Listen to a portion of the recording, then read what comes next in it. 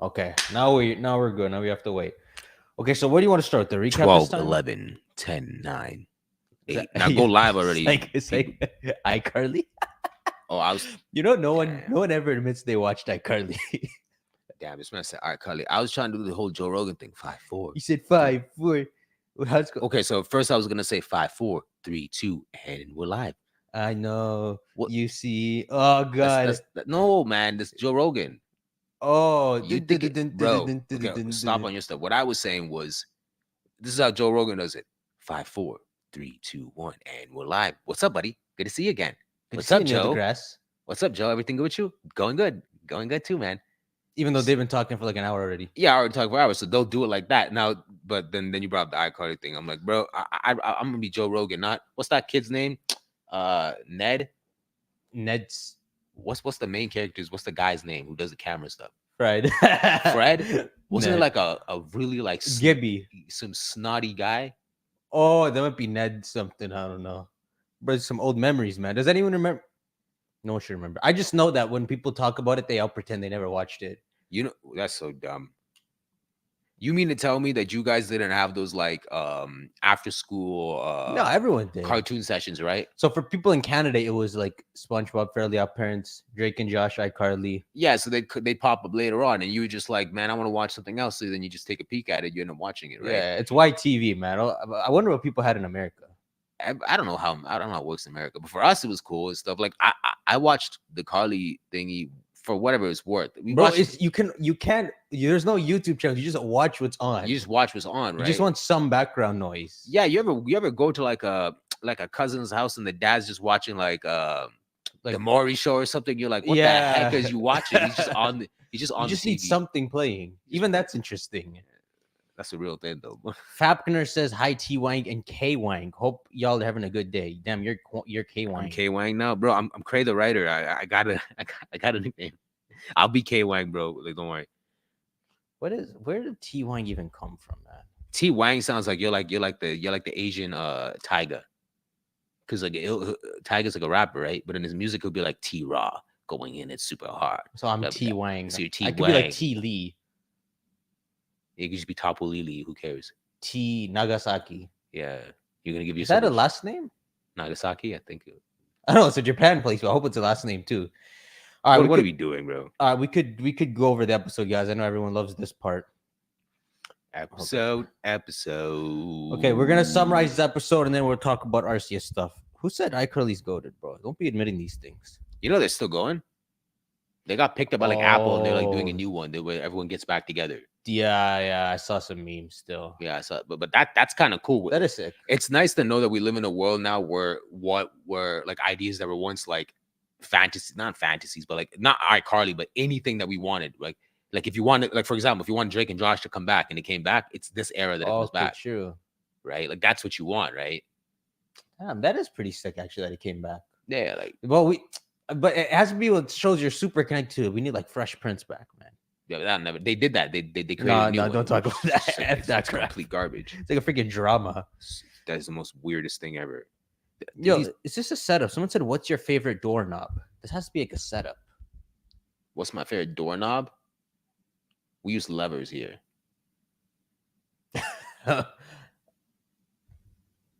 What's a lever? Like the ones that you go like this? You go like this, or you click and it opens. Like every door, and at my crib, at your crib, it's all what it's a lever over there.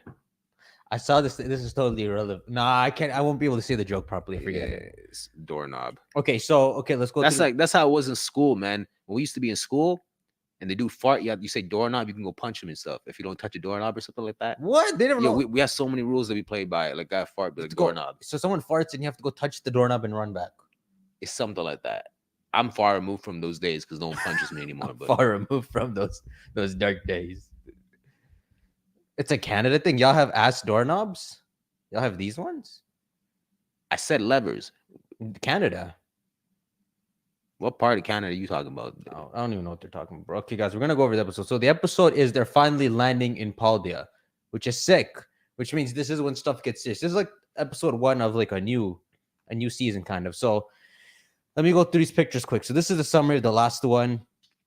Obviously, they're going to Paldea for 2 reasons, and I didn't know one of these reasons. There's actually like a few, not a few, there's like 2 or 3 cool points that came out of this podcast. So I'm not podcast episode. So again, I say it before, but I'm gonna say it again. When you guys watch these episodes, try to like put on like, it's like, you know, English class. Yeah. Remember English class when they make you read something and they're like, now you have to like Find the meaning. find the meaning and write about that, and everyone would fail, right?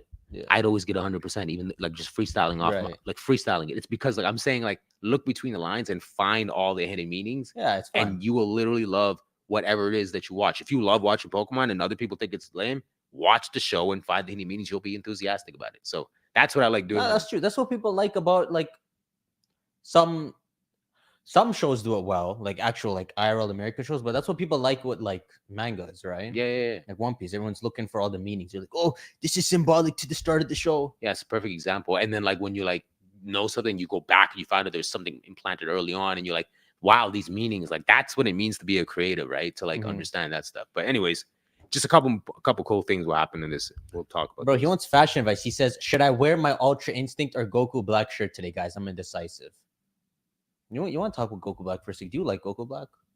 Goku Black is who? It's like when he got a tan one day. That was a bad joke, bro. Yo, it's listen. You could have said it was me, but I would just say when. Yo, what if you don't remember? No. It's the guy that starts with a Z, right? It's Goku Black. It's Zamasu. Zamasu, right? There we go. I was trying to say. Do you like him? No, because it's an odd concept. He was designed to be obliterated in the show. He was designed to be obliterated. Nah, I should have said this a lot, but I'm not a fan of too much of the Dragon Ball Super stuff. The arcs were weird, but I know there's a lot of like proper fans of it. So. No, but the whole first 80% of it was just them like trying to put characters in weird places to set them back up for the story. Yeah, they're very obviously setting them up. You're supposed to make it covert. Yeah, like they're slowly setting it up. Like, you know what's cool? I saw like like a random picture where someone just put, if the tournament of power happened again, right? Mm-hmm. And then there's just a picture of Ultra Instinct Goku. Beside him is Gohan and Beast. Beside him is Piccolo in his new form. Beside him is Vegeta with just red hair, like he's in God form. And then they put beside him is Broly with like maxed out. And I'm like, do you understand if they go to like that? Now the story starts. You know why they disappeared? Because they set it up.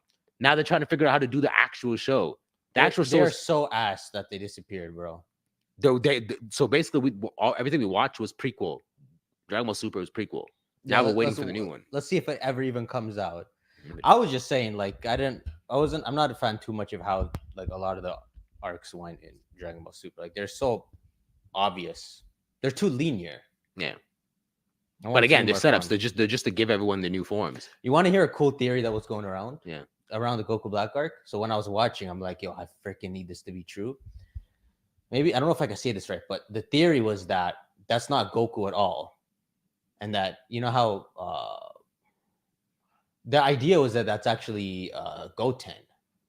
And the parallel was going to be that it was going to be Trunks and Goten. Evil Goten and Trunks. A fusion of them? No. They thought it's not Goku's body. Because, Chi-Chi always makes him look like Goku. So you think he's Goku. But, like, later they revealed that Zamasu just, like, raised that. Oh, my God. That would have been so much more cooler because you would have had Trunks who ran to the present. Yeah, but it's a parallel because they're the two same age people. Yes, you understand. I'm saying Trunks runs to the present to try to get help again. But then it's almost like that would have worked perfectly because you're like, oh, like it would be like a plot twist. Like Goten lived and then he like was rogue on the other side and Trunks was a good guy. That would have been like something like that. But again, that's so cool. All right, who cares about this? So so they're going to Paldea for 2 reasons. Let's try this again. Recap, episode recap. First reason is they're looking for Rayquaza. The news is that Rayquaza has been sighted in Paldea. So this is news now.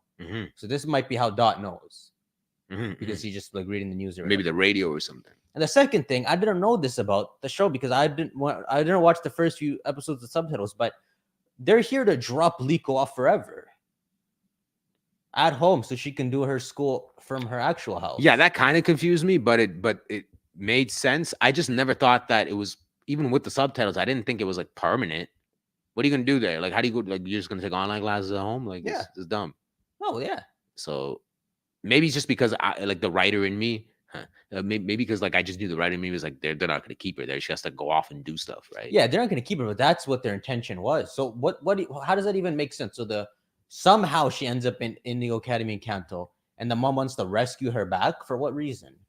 Yeah, that's what I'm saying. I don't think it was ever permanent. I think a better way of looking at it was maybe the mom knew that she was gonna get into there's a high chance of trouble, so she was like, for her sake, because she's asking, send her to school, but we're gonna put bodyguards. The second things get out of control, try to gain control over the situation. If you can't, get her back to me. That's like if I'm thinking as a mom, I'm like, okay, I'm gonna send my child to school. She wants to go, but I'm gonna send bodyguards. And if it gets too out of control, what am I gonna do? Bodyguards, figure it out. I'm gonna get her back to me. So the moment it gets out of control, they want her back. Yeah. So what I'm saying is maybe if Amethyst never popped up, she just continues to live there in school and everything's good. But because he popped up and it got too chaotic, Freed made an executive call to say, we're going back. Screw this. Okay. So we won't know till the next episode if the mom, since the beginning, was trying to call her back.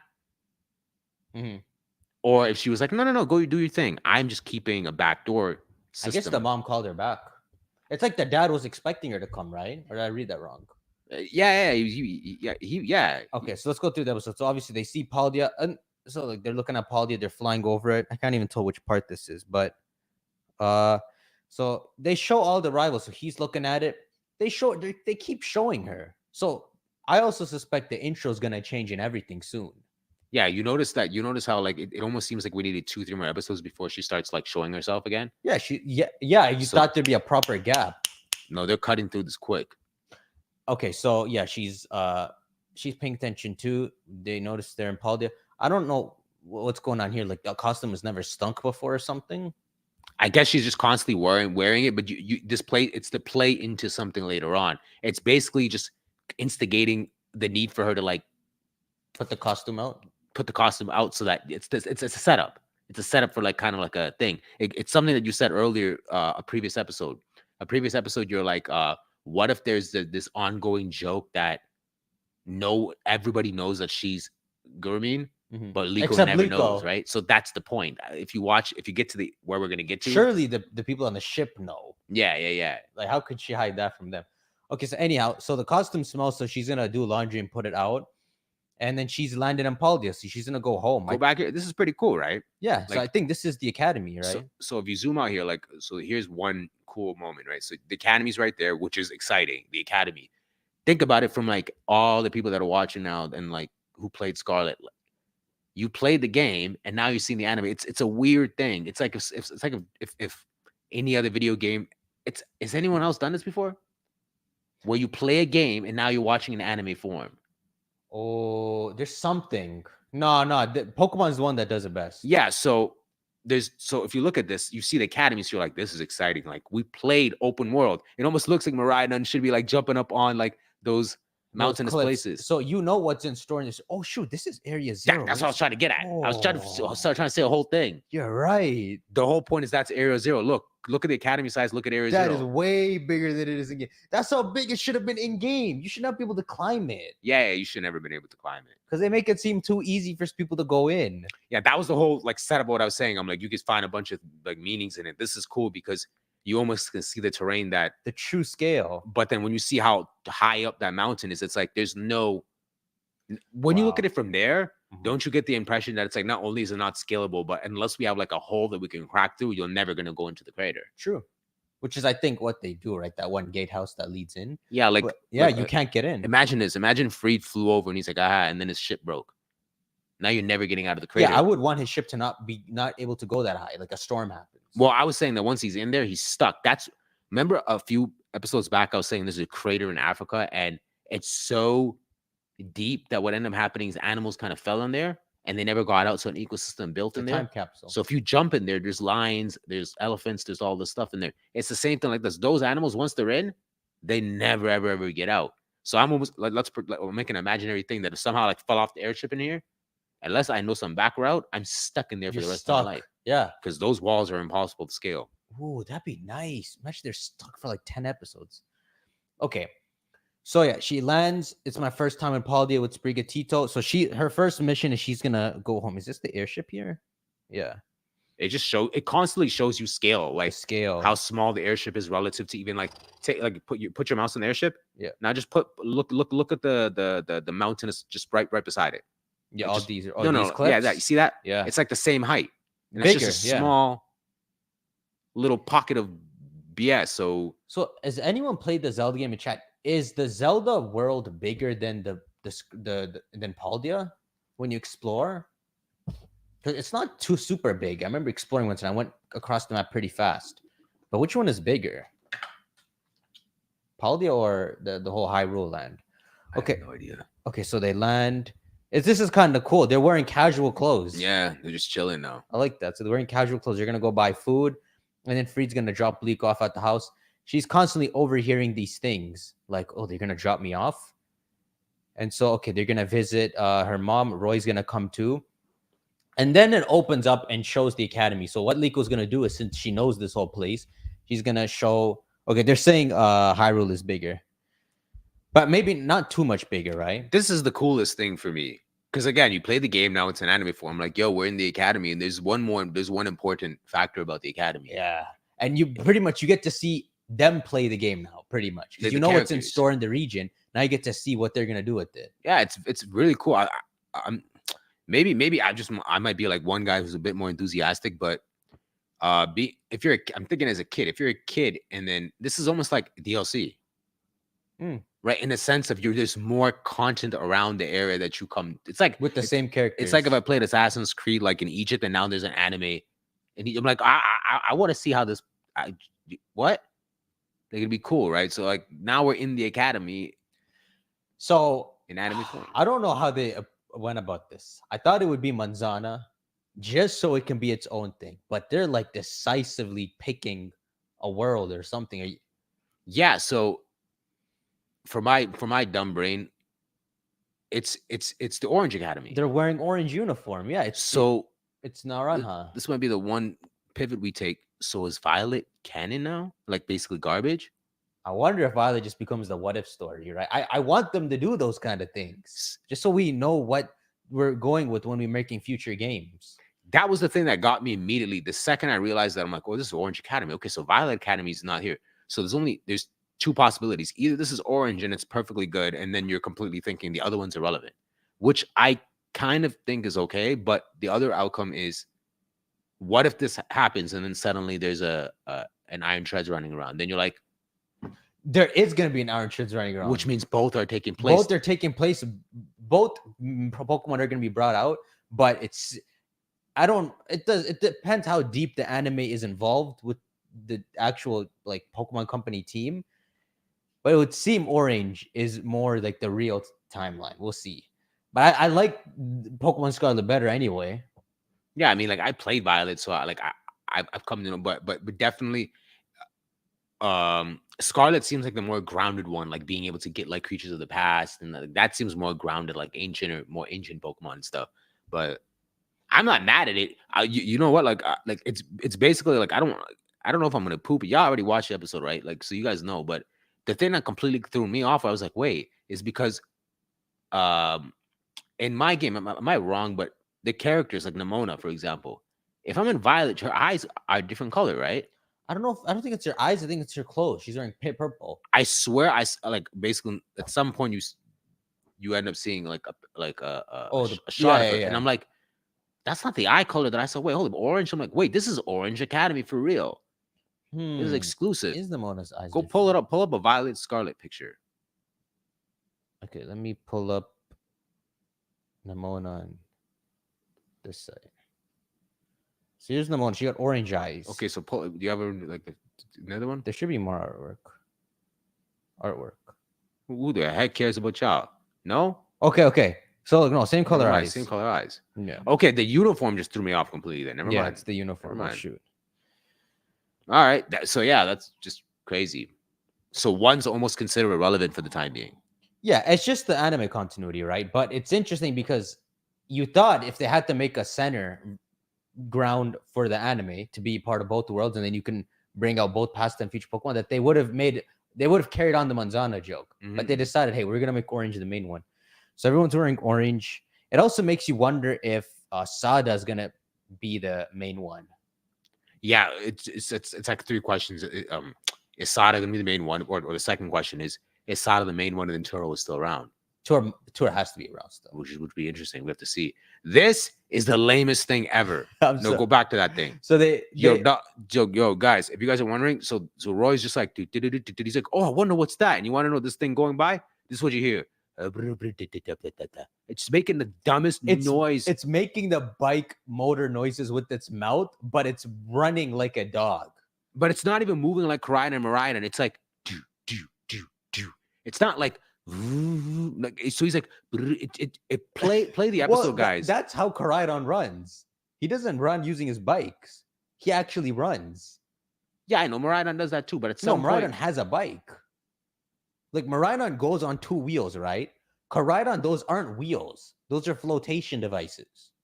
So he runs on. You run on his back. So I'm just looking at this guy with 2 things that are wheels, but he's using his hand. It's so weird. He's using his legs and he's making the noises with his mouth. Is it the guy or is it the Pokemon? No. The Pokemon's doing that. Yeah, it's so dumb. They're doing it on purpose. They made him look a lot lamer than what I. This is a missed opportunity, bro. They should have let you ride this in Scarlet and Violet. He just can't fly or anything. Yeah, it would have been cool. Maybe like you said, maybe in DLC? First DLC. Yeah. Be careful. This guy's the lamest man on planet Earth. I'm sorry. Look, oh God. I guess it's a comfortable ride. He's doing a wheelie. Look at that. Yeah, he is. I'm out. What was that guy riding? It's a Paldean Pokemon. Moto Tokage. So they established this Pokemon very early because this guy's the king of Konoha. Why? Why'd you say that? I don't know, because Moto Tokage. I think that's the ultimate one. Kage. He's the supreme Kage. Yeah, he's the king of everything. He's a normal dragon. Remember when we were first watching Naruto, and I'm like, yo, you can introduce the international Kages. This is before Naruto ended. You remember that, right? International Kages. Like, wait till we meet the international Kages. Okay, so this is completely different to Roy. So he's like seeing all these Paldean Pokemon. You get lore about. So they show Cyclers early because 2 of the main Pokemon are gonna be its paradox forms, right? So they just show it early. So Roy has a lot he's gonna learn here about. These are cool things. These are all things that you experience in the game. Yeah. And then now you're watching the characters experience it. Even the way the stores look. So they're eating food. Okay, so here they're just chilling at a bench, and he's on the phone with Liko's mom, right? Or he's trying to call Liko's mom to go to the voicemail or something. But he finds out that she's not home right now. Yeah. And so I'm looking at that, like, it makes me feel like when I was like a kid and like my uncle's gonna drop me off home and he's just like, all right, yo, what time can I? I'm like, bro, like that's how Liko's feeling, right? Right. Because he's just on the phone, longer? Like, it's time to like drop you off or stuff. She's just like, yo, like honestly, even though I get 5 more minutes just hanging on this bench, I'm happy. That's a nice 5, yeah. So she might still be at work. What kind of work does she do? They said she's on a trip somewhere. She's an assassin. I don't know what she is, bro. Yeah, we'll see. But her dad's gonna be home, so they decide to go to Liko's house. And while going to Liko's house, she's thinking that, damn, I'm gonna have to stay in Paldea forever. Like, this is my last day on the ship. And so yeah, she's hanging out the outfit to dry. And like, okay, so she goes inside and the freaking fisherman is just sleeping here, right? Do you notice they got like similar hair, right? Kind of. I'm just saying because Quaxley's cool with both of them.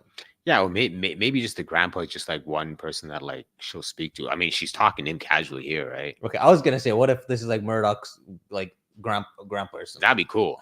So like, you know, they're all connected. He seems to be one. Like, if you notice in the previous episode, he's like saying these little like philosophical things. Like he's like, a gem, coal must be polished to a diamond, and then like he's seen them both fight, and he's like, polishing is happening before our eyes. Yeah, like, something like that. Something. He's Elder. He knows something over here. What are you, the Kage of Moto Tokage over here?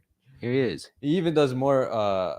Here we go. He does more poetic stuff. Hearing a knock but not answering is no different from being out. I don't know what that means, but this one, caring but not saying anything is the same as not caring. That's actually a good one. It's a good one. Caring but not saying anything is no different from not caring. It's a bystander thing. Yeah, it's a cool saying. So like, you can care all you want wherever you are, but you have to do something about it. Yeah, even if you're annoying. See, you can learn from anything. You can learn from Moto Tage. So she's buying, what is this? She's buying coffee beans.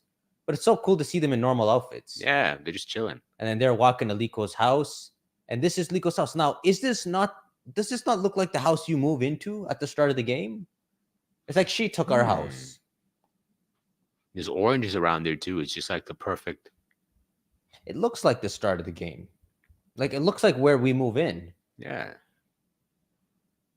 Okay, so at her house, she has a Pokemon. She has Fido. The Fido belongs to her dad. And the moment Fido comes out and starts greeting her, Pikachu just starts getting jealous. And this dude who we saw in the preview last episode, we're like, no, there's no way that's Liko's dad. It's his dad, her dad. That's her dad. But you know what I was gonna say? I was like, for some reason, I don't feel like. Usually, I'll like be like, bro, like this whole thing. I'm like, yo, dog, like you're lame, right? But I'm like, I'm kind of okay with him the way he is. He's like a painter dude, right? He's cool. He's like a cool, laid back painter art dad who's kind of like. It's almost like I understand the typing in this situation. He doesn't have to be any more manly, or he's just like he. I like this role for him. It kind of sometimes they'll design a dad to look like he's just like a waste. I'm like, I don't think he's waste. I think he's just got a different way of like. And he's like drawing. So what this guy does is he's a painter and he makes like a bunch of picture books. Why am I laughing?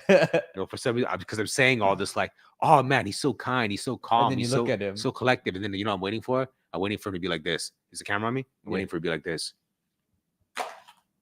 Oh my god! Do you know who I am, Liko? You get what I was saying? He just right? takes the pendant. I don't know if the audience got what I was saying, but nah, the audience got it. Watch. You're home, Liko. Look at him; he's so happy. Damn! What if he did turn out? What if he's the villain, the leader of the explorers? The whole time you're like, I need to get that pendant, and as him, he almost got it. That would be hectic. What the hell is this? Sorry, it's him running, but he's so the name's Freed. Nice to meet you. So he's only really talked to the mom, I guess. I'm Liko's father, Alex. So Roy's a bro. I want some of the. I would commission someone if they made that art for me on the. The Arcanine, right? Oh my god, that Arcanine is sick. If I was walking by like a fan expo and then I saw that, I'm like buying that, putting in my room. Fan expo's in 2 months still. Okay, buying that, putting it in my room. There's I have like a we'll speak about it later, but I got like a list of like 6 Pokemon that like if I had to choose, I'd run around with those 6. I don't need the rest of them. Milotic, right? Huh? Milotic's not one of them. 2 of them are ironically from Gen 1. It'd be Blastoise and Arcanine. I want those 2. You wouldn't take like Rhydon and Raticate? No. Like I want Arcanine. If I had like Arcanine and Blastoise. Arcanine's one of the best Pokemon. But we'll save that for a different topic. So I know your guess the Pokemon is Arcanine now. So pretty much he drew these photos too, which is funny. He just drew his own, how he decorated his own house. Which is sick. Okay, fine. So and then he finds out Liko and Roy are part of the Rising Voltaclers as well. He shows Roy to read a bunch of his picture books, and Liko asks where the mom is, and she's off on a field trip and won't be back today. So Liko's kind of feeling weird, and the reason she's feeling weird is because it's kind of settling in for that she's not going to be able to go back to the ship. And I think, how much time you think passed since she started living on the ship? At least like 2 weeks, right? 2 weeks, maybe. But she's gotten extremely comfortable. You can see when she's like feeding all the Pokemon, doing laundry, cleaning the deck and all, that she's gotten really like attached to it. So she's going back to her room. And then obviously Sprigatito's ran off because it's jealous that Fido's too comfortable with Liko. And so while she's looking for Sprigatito, she overhears them talking about how she overhears the dad talking with Frida about how the dad actually cares about her and how he's always worried about her. And they don't really like explain this too much, but she never knew her dad cared like that or something like that, which is, I think one thing that you have to factor in is the kids are super young, right? Okay, true. Right. I did a little Google search because it's for later, but basically like it's written that like our main characters in like Scarlet and Violet are like 12. Okay. And then Nimona would be like 16. What? Which is weird because she looks like she's like 19. And then like I'm saying in terms of character design, right? Okay. But point being is, so she's very young. They're still so kids, yeah. Maybe in these points in her life, the parents aren't explaining too much to them, and they're kind of busy with their work. So they think about it. She's like, so that's what he's been thinking. You're 12, right? Like, no, the way you said it is right. So she probably just didn't think too deep into it, or like have those moments with her father. You know what I mean? So now she's overhearing that he's always worried about her, And she tries to play it off when she's about to get caught overhearing, like that she's looking for Sprigatito.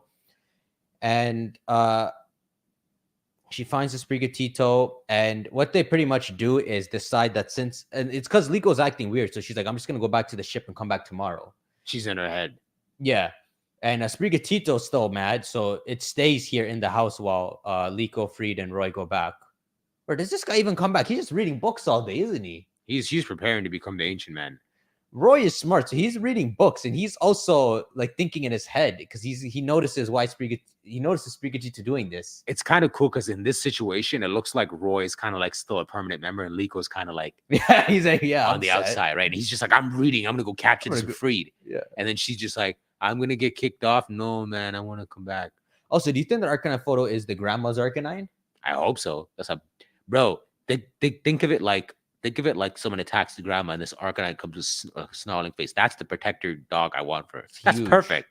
An Arcanine, like a grandma who's like, now they're there. And then the Arcanine is just like a beast Arcanine. Yo, imagine a Mega Arcanine. I wish. That's like one of the ultimate Pokemon that should get one. I wish. They should make Mega Articuno Zapdos and Moltres and then Arcanine as well, just to honor that old thing where Arcanine should have... Wasn't Arcanine supposed to be one of them?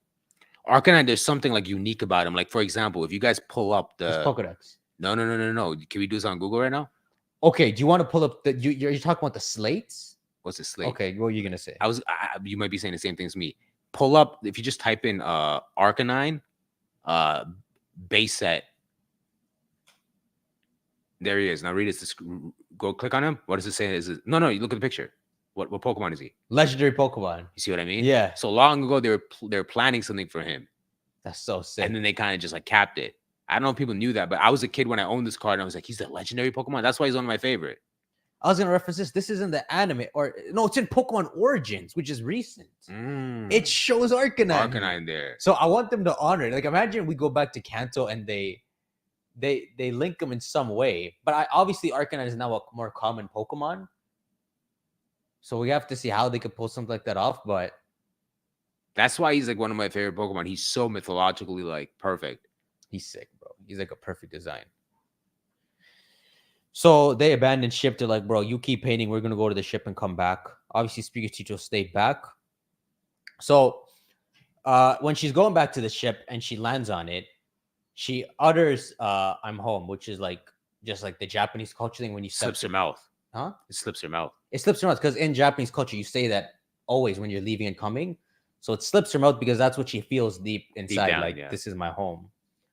So meanwhile, Fido brings like Liko's pillow from her bed and tries to bond with Sprigatito. And then they start getting along. So they're having their own sleepover party. Then Gurmin's still terrorizing the air. Yeah. Damn, they'd probably sell this outfit, man. Like $600. I bet you. You're gonna see it in GameStop. So while she's on the airship, she gets this photo. Like the next morning, they've all gone to sleep, and then the next morning she sees this photo on her doorstep, which is going back to the fisherman saying that like if she cares to show it in some way. So that's why she drew this. Because even Dot doesn't know if Liko would come back, right? Mm-hmm. So yeah, whatever. They're talking on the ship and all. And when they go back to, they're gonna go back to the house, and Did you see that? Did you see what she says there? Dot. Yeah. Okay, fine. I'll go through these. So first thing that happens on the ship before they leave is Roy's the one who says that Sprigatito's probably jealous because the Fido thing, which is he's the only one who picked up on it, which is interesting. So in this moment she realizes that like all that time she was in her head so much that she couldn't even like figure that out, and Roy figured it out. Second thing that happens is she goes to Dot's door and says, thanks for the drawing, but Dot doesn't really answer. And she goes, I'll be back. And she says, I'll be back, but it shows on the other side that she's like, I'll be waiting. So she's slightly warming up to them, you know what I mean? Yeah, she likes them. Yeah. Okay, and then they leave the ship. Well, she leaves on her own. Okay, so she's supposed to wait for free before she goes back home to meet her mom. But she just goes off on her own. I don't know if there's enough print screens on there, but basically, like, because she's so confused as to what to do at the previous one, she basically goes like she bumps into like these guys all having a conversation, and then they kind of give her a mention. They kind of mention something along the lines of like, you have to do what you like, you have to be where you want to be, and then that's when she's like, oh, I need to ask you something. They have like a dialogue. Basically, girls' night out, they have a conversation. It strengthens her resolve, and she's like, I know what I want. I'm gonna stay I'm gonna here. stay on the ship. So that's Okay. what she runs off. So and- she runs out in a rush. So when I'm watching the episode, I actually paused here and I'm like, if she just turned around, she would know Gurmin's on the ship. And then she does turn around and she sees it, but she's like, bro, I got no time. I gotta run. But they're on purposely teasing that she's so close to finding out, but she never will. She never will. So Freed follows from behind. Speaker Teacher's waiting at the front door for Liko. And then something just happens here where she runs into what is this thing called? Omelet? What's the Pokemon called? Oink. Oinkachu or something? I don't know, man. Oinkalone. Oinkalone. Lechonk. Lechonk. There you go. She runs into Lechonk and Speaker Teacher also comes and helps and they fight the Lechonk, beat it up. And this is like the end of the episode, right? So they come back home. I don't even remember what happened here. They come back home. Oh, and she announces to her dad that she's gonna go to the ship. Yeah. Right. And then she also tells her dad that she understands something that her grandma told her back then, which is a flashback we saw earlier, which is when she's holding the pendant when Liko's a kid, and she says, I know the day will come when you go on your own adventure with the pendant around your neck. And Liko goes, really? But aren't adventures scary? And she goes, the only scary part is the first step. If you take that step, you'll find brand new horizons. And then look at this gangster just pull up beside her. This Arcanine, bro. Imagine it was a shiny Arcanine. Man. But look, she even like pets it after. Yeah. You'll find new horizons and forget that you're ever scared in the first place. Like she's just petting it with your Pokemon by her side. See, that's her Arcanine. That is. Yeah, I'm telling you, bro. You see these pictures of her? Mhm. I'm like, bro, this is like the fourth Hokage, bro. She don't look like that. She don't give them vibes. Yeah, she does. Bro, Oh, I'm telling you, yeah. I want someone to jump Liko, and then she just brings out like the most savage, like 6-man team of Pokemon. And like, yo, you like, if you, I almost want like clout to her where like Amethy's group comes and then Liko's grandma pops up. They're like, no, not her. And then like, imagine she had clout. She was like notorious, not in a bad way, but like they knew that. Well, like, in a bad way to them. Bad way to them, as in like a higher up. She's too strong. Like, you know, those people that are teleporting, in like those Akatsuki members. What if those higher ranked people come and then she could pull them off and they're like, yo, escape. Not with her. Like, don't fight her. I want her to be that strong. Walk away. Yeah. There might be a good setup there with the bad explorers guy who's gonna start hunting Liko. Maybe he pops up, and that's around the time when the grandma pops up. Yeah, we'll see. So she says she's gonna travel with the Rising Voltaclers, and that's the end of the episode. And then Gurmin cleans your clothes finally. She finally cleans her clothes, and so they talk about here that if Pokemon have different natures, sometimes they can evolve differently. But how many Pokemon does that happen to? I don't even know. I only know one. What they do? There's a Pokemon that when someone asked, I've been gone for 20 minutes, did you figure out what your favorite doorknob is? What was I saying? It's there's a Pokemon that depending on the nature, it evolves differently. But she made it sound like there's a bunch of them. There's a Pokemon depending on its nature. Yeah, I don't even know that. I'm not. There's one Pokemon. You know what it is? A Pokemon whose nature changes when it evolves? No. If it has a nature, depending on the nature, it evolves differently. It's Tyrogue, right? Tyrone? You're right. I was thinking Toxtricity. Oh, so there's more than one. There's two then now. Because Tyrogue is like that, isn't he? It's like whichever stat is higher, but it might be nature. Hey, I actually contributed. Right. Hey, it's better than school. Okay, and then he also asked Liko's dad about the Black Rayquaza. And then Rayquaza. He said he drew a picture book about one. I don't know if he drew a picture book after the recent sightings. I bet you his mom. Yeah, he just his wife freaking commanded it at some point. I don't freaking know. Like, I'm gonna assume it's a dangerous family right. I'm gonna assume he knows nothing. Like he just heard about it and he's like, I'm gonna draw pictures of it. But he says some legendary man named Kolza saw a rare Pokemon and you should go ask him. You know who Kolza is? Nah. You don't know Kolza? I saw it. I was just like legendary. This guy's an artist, bro. Yeah, he's an artist. He makes like sunflowers. Who the heck is Kolza? He makes like sunflower statues and other grass type statues. Or Arboliva. Who? It's Brassius. Huh? It's Brassius. Who, Kolza's Brassius? Yeah. I didn't know either. I'm like, oh shoot, Kolza. Well, how did you know that though? Because when you look at the preview, they show ugly ass Brassius and they call him Kolza.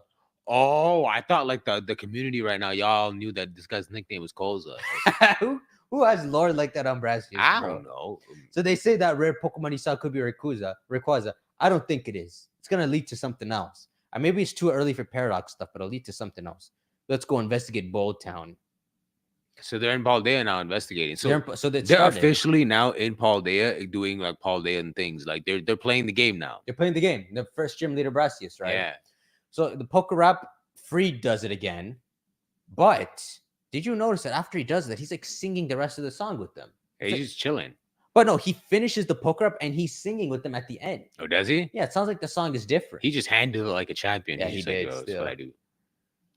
Okay, next episode preview. See, this is so weird. It just shows Namona. She's a freaking champion. And if you look at all these trainers, and it looks like she's known as a champion. She looks so much more older than everybody else. Like exactly. Like it's almost like she's the champion that just came home and everyone's greeting her. She already got the clout, yeah.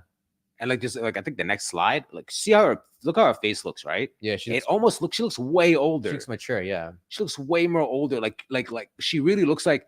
I'm based off like animes are designed to make the characters like their ages younger. So they like, look relatable. Like Luffy 16 when he starts and he's like 18 after. He's like 18 when he starts. Something like that. So they're all young people when they start, right? But they usually make them even younger just because the kids can resonate relate. But she looks a lot more like the way you would look at but that's kind of a high rank, A high rank what? No, it's almost like the same. I was trying to think of certain characters in other animes. They kind of come home after like a lot of like venturing, and then you're just like that's like the superior person. She comes off as like that talented. I think she is like a legendary trainer in Paldea because there's not many champions, right? Yeah. So we have obviously Gita, the top one, but she would be one of the. Oh, she's the most recent champion. Yeah. So she has clout here. Yeah, I think they're showing her in a bit more of a cooler light. I can't. Okay, so in the beginning, I'm like, go Roy, go hit on her. You can do it. I mean, nah, bro. Right? He's like, look how I'm like, go Roy, and then then you go to the next slide. I'm like, what does this guy want? Yeah, is he looking at Namona? He's like, the champion is here. I like her. I'm like, you freaking look, it's cold. He's so cracky. Who cares about the like part? Look at him, bro. This man, he never sleeps. Y'all said I sleepwalk. This man. He made these though. He made the Tropius. He made the Salzbuck. That's a pretty cool. Yeah, he's a good sculptor. Namona's gonna be crazy. She's like the Gary of the show. That's what I'm saying. If the inspectors, not inspectors, if the explorers ever pop up, she can beat them. Yeah, so they have to somehow keeping her distracted. I don't even think I think she's gonna pop in and out. No, yeah, she can't. She can't be around too much. You know, it's like if you play a Final Fantasy game, and every now and then, like what? I went to the next slide. Oh yeah. It's like when you play a Final Fantasy game, and then like every now and then, like you'll be like level 15, and then a companion will temporarily join you, and he's like level 50. Okay, your case, like whatever works, right? Like contextual to the game, whatever you're doing. So then she pops him and joins you. It's like it's kind of like if you did a team. If you early on in the game, Nimona helped you do a team battle. You bring out your Fuecoco at level 7, and then she brings out a Pokemon like 80. You're like, what the heck? She's that good. Oh, great. I'll figure it out later. It's like that. So here's Koza. See, look, gym leader Koza. Bro, he's so creepy. Look, he's like, it's Liko. Oh, maybe he knows Liko because she's Paldean, right? Nah, she don't know him. Oh, this is Nemona's Pokemon. This is what she's gonna show off then. A freaking showered Palmot. Something like that. What the hell? They're gonna actually gym battle him? He's gonna terrestrialize that thing? Nemo and Koza. All right, well, that's the episode. Yeah, it's Nemo and Koza. We got past it. This is what we've been waiting for. Remember when we had to get past Detective Pikachu and all? We're good now. Yeah. So now officially, just like in Dragon Ball Super, we've done the prequel stuff. We're now in Paldea. And we're going to see that it leads to the time machine stuff, the gym leader stuff, Team Star. So the question I keep asking every single episode is, what is the length of this show? Because it looks like they're going quick. They are going quick. Let me see. Do I have it here? They're going quick that I thought the opening would change, right? Yeah. And then it would start showing a bunch of gym leaders and stuff. So I looked up, not that this is too relevant, but I looked up how fast the openings change for Pokemon. And so look, here's the first opening. It goes from episode 1 to 80. But then it goes from 80 to just for only like 25 episodes. That's Orange Islands, right? Oh, Orange Islands. Okay, so they last generally like 50 to 80 episodes. Let's see what the newer ones.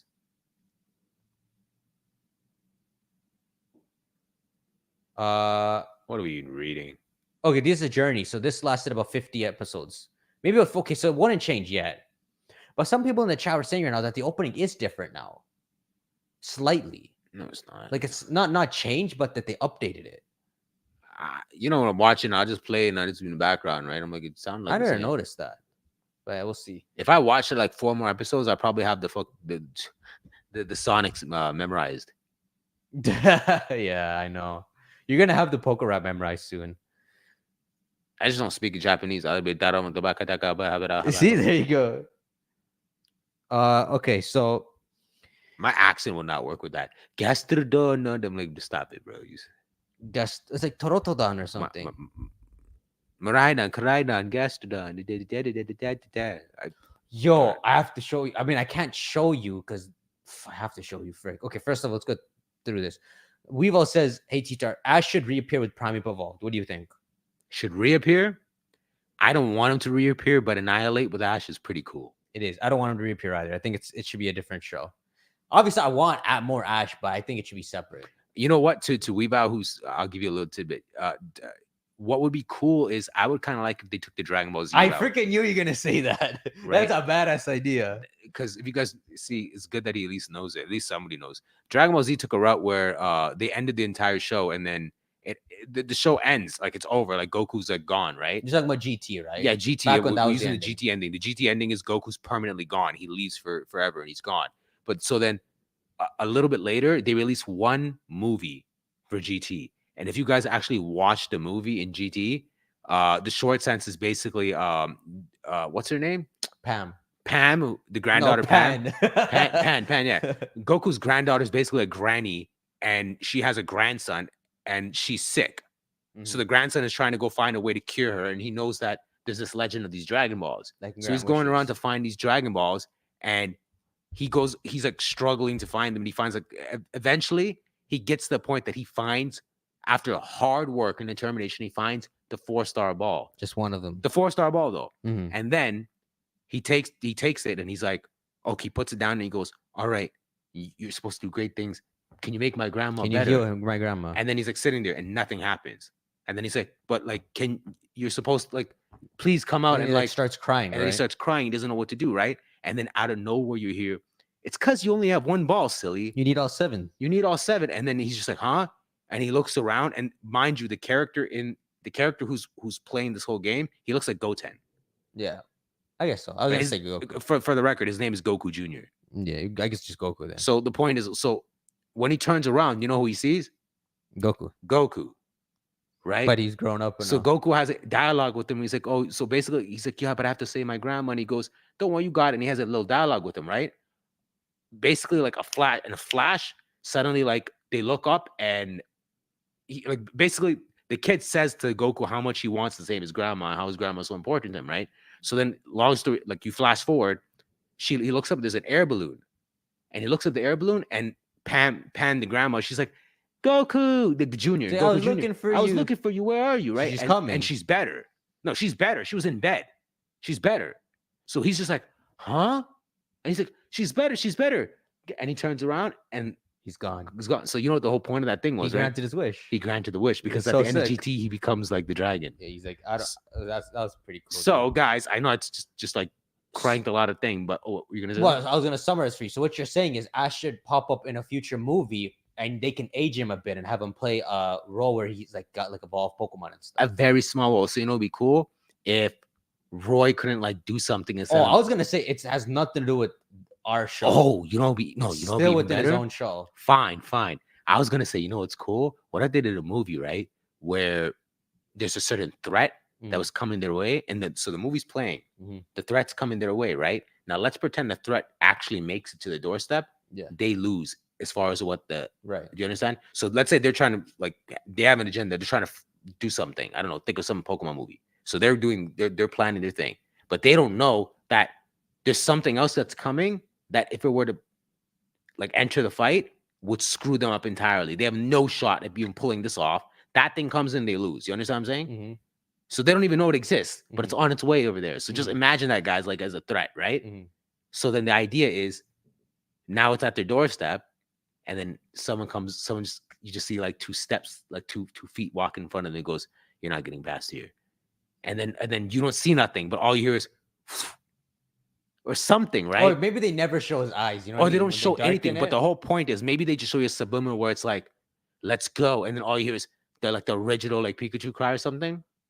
I was gonna say have like a freaking annihilate with his hat or something. Something, right? Like maybe I just like screwed it up. But the whole point is something where he deflects the threat. So what you said is good. The story should be about a different threat, but there's a side threat that's equally as dangerous, and he just And he handles deflects of it. So the whole point is, even when the movie ends, they don't know he was there. that. Yeah, Though it was just to show he that just cameos. it's just to create a cameo, but it's to show that technically, if that threat made it over, it would be problematic. But then he deflected. But the whole point is, how do you put Ash in, but take him out and make sure that he still has nothing to do with the story? Yeah, it's weird. If he does, like, if they decide to continue a story through like canon movies, like once every 2 years, it can't do anything to do with our new anime. It has to be in his own anime. So like maybe there's like these kids who something related to the Gen 10 legendary and stuff, or they can make movies that parallel the generations. So they can still make a movie with Ash involving Paradox Pokemon and all. You know, the one thing that makes me like very curious, they were in Kanto and they went to Paldea. So I'm like, okay, we didn't move, right? Mhm. But if we go back to Kanto, what happens if you go to Pallet Town? It's a town there. Oak's there. Now, or at least Oak's like remains. Might be Oak's more- remains. Like Oak's dead. like as in like the next Oak, right? The next Oak? No? Oh, you mean Blue? No. I mean, like, as in, like, I don't know how many years or how far apart the timelines are, but Kanto's real, right? Yeah. Roy's from Kanto. So there is a palace. So there's a Pallet Town. So if there's a Pallet Town, what happens if you go back there? Is there a professor? If there's a professor, then that means it's the Pallet Town that we once knew in some form. I'm thinking, Right. I'm saying this all, I'm like, yo, what if you went to Pallet Town? And then like Roy's like, we gotta leave. And then he runs by and he goes, and he hits something. And he goes, what is that? Some weird thing, some statue thing. And he runs off, and they don't know there's like a statue of Ash there. Oh shoot. As in like he's the known champion, because my guess is like once Ash returns home, they build a statue of him. He's the champion of like he's the world pride and champion. joy of a small like town. He's And- Mr. Satan. what? He's the world champion. Oh, I thought he's Satan. I'm like, what? I'm like, I'll call him Hercule. I don't call him Mr. Satan. Really? Hercule. You don't say Mr. Satan? I'll say time to time, but Hercule. that's his name though, right? It is, but it doesn't sound like him. Okay, what would you rather call him, Satan or Hercule? I say Mr. Satan. Like more respectful. Oh Lord. Okay, so Literally, oh Lord. another comment says sorry for being off topic, but is sword on break. Well, maybe. I Maybe don't the know. sword broke. Sorry. Mr. Satan's? No. I just mean like you It's kind of on break, bro. I'll upload it because I think you guys freaking destroyed the likes or something. I will edit it. I got far in sword, yeah. but you don't know the Isle of Armor, so I can't really tell you where I am. Hmm. Another guy says, I was gone for 20 minutes. Did you figure out your favorite doorknob yet? Personally, I'm fond of the one inside of my bedroom closet.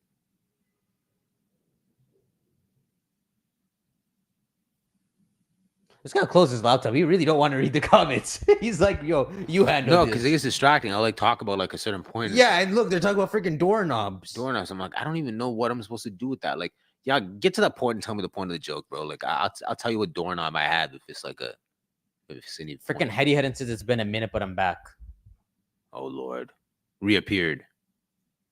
I think they will introduce either Sada or Tua first, and the other dead, and introduce them as a paradox crossing over. You don't think they married? Yeah, Arvin's gonna have some explaining to do if he pops up. He's like, "Where my mama? And where my dad?" dude, that Time Machine stuff's gonna be so sick. Wait, don't the episode titles get leaked? Maybe only once a month, but shouldn't we see like the next 4? Yeah, go find the leaks. Are they out, guys? That'd be so cool if you found out what the next episodes are. They weren't so correct because the leak said Nimona, but it's called Nimona and Cozy. Koza. But it's a bit different. Oh no, they're not leaked. This is the latest we have. So Nimona and Koza. I said Cozy, yeah, but damn, in only 5 days. So I guess in a few days the next 4 would leak, which kind of sucks. Still I'll take it. It's cool. It just gets you like semi primed. I want to say prime, but it just makes you kind of like want to like. For example, when in the beginning when we were like, oh, the episode with Nimona has been leaked, right? It's called Nimona, right? Mm. We didn't like. Now that we're here, did we any complaints? Like, it kind of just gets you excited about like what potentially is like here to come, right?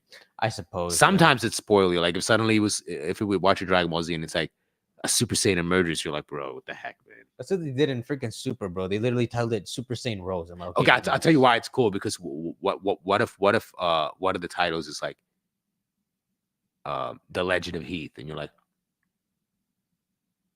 that is pretty sick. see, now you're like, wait. Give me, oh damn, I need to get to this part. We're gonna talk about Heath now. That would be All Liko has to do is beat like 2 gym leaders, and they can get get the attention of the director. well. She lives right by the academy, right? Can't they just go there next? Wait, aren't they going to the academy in this episode?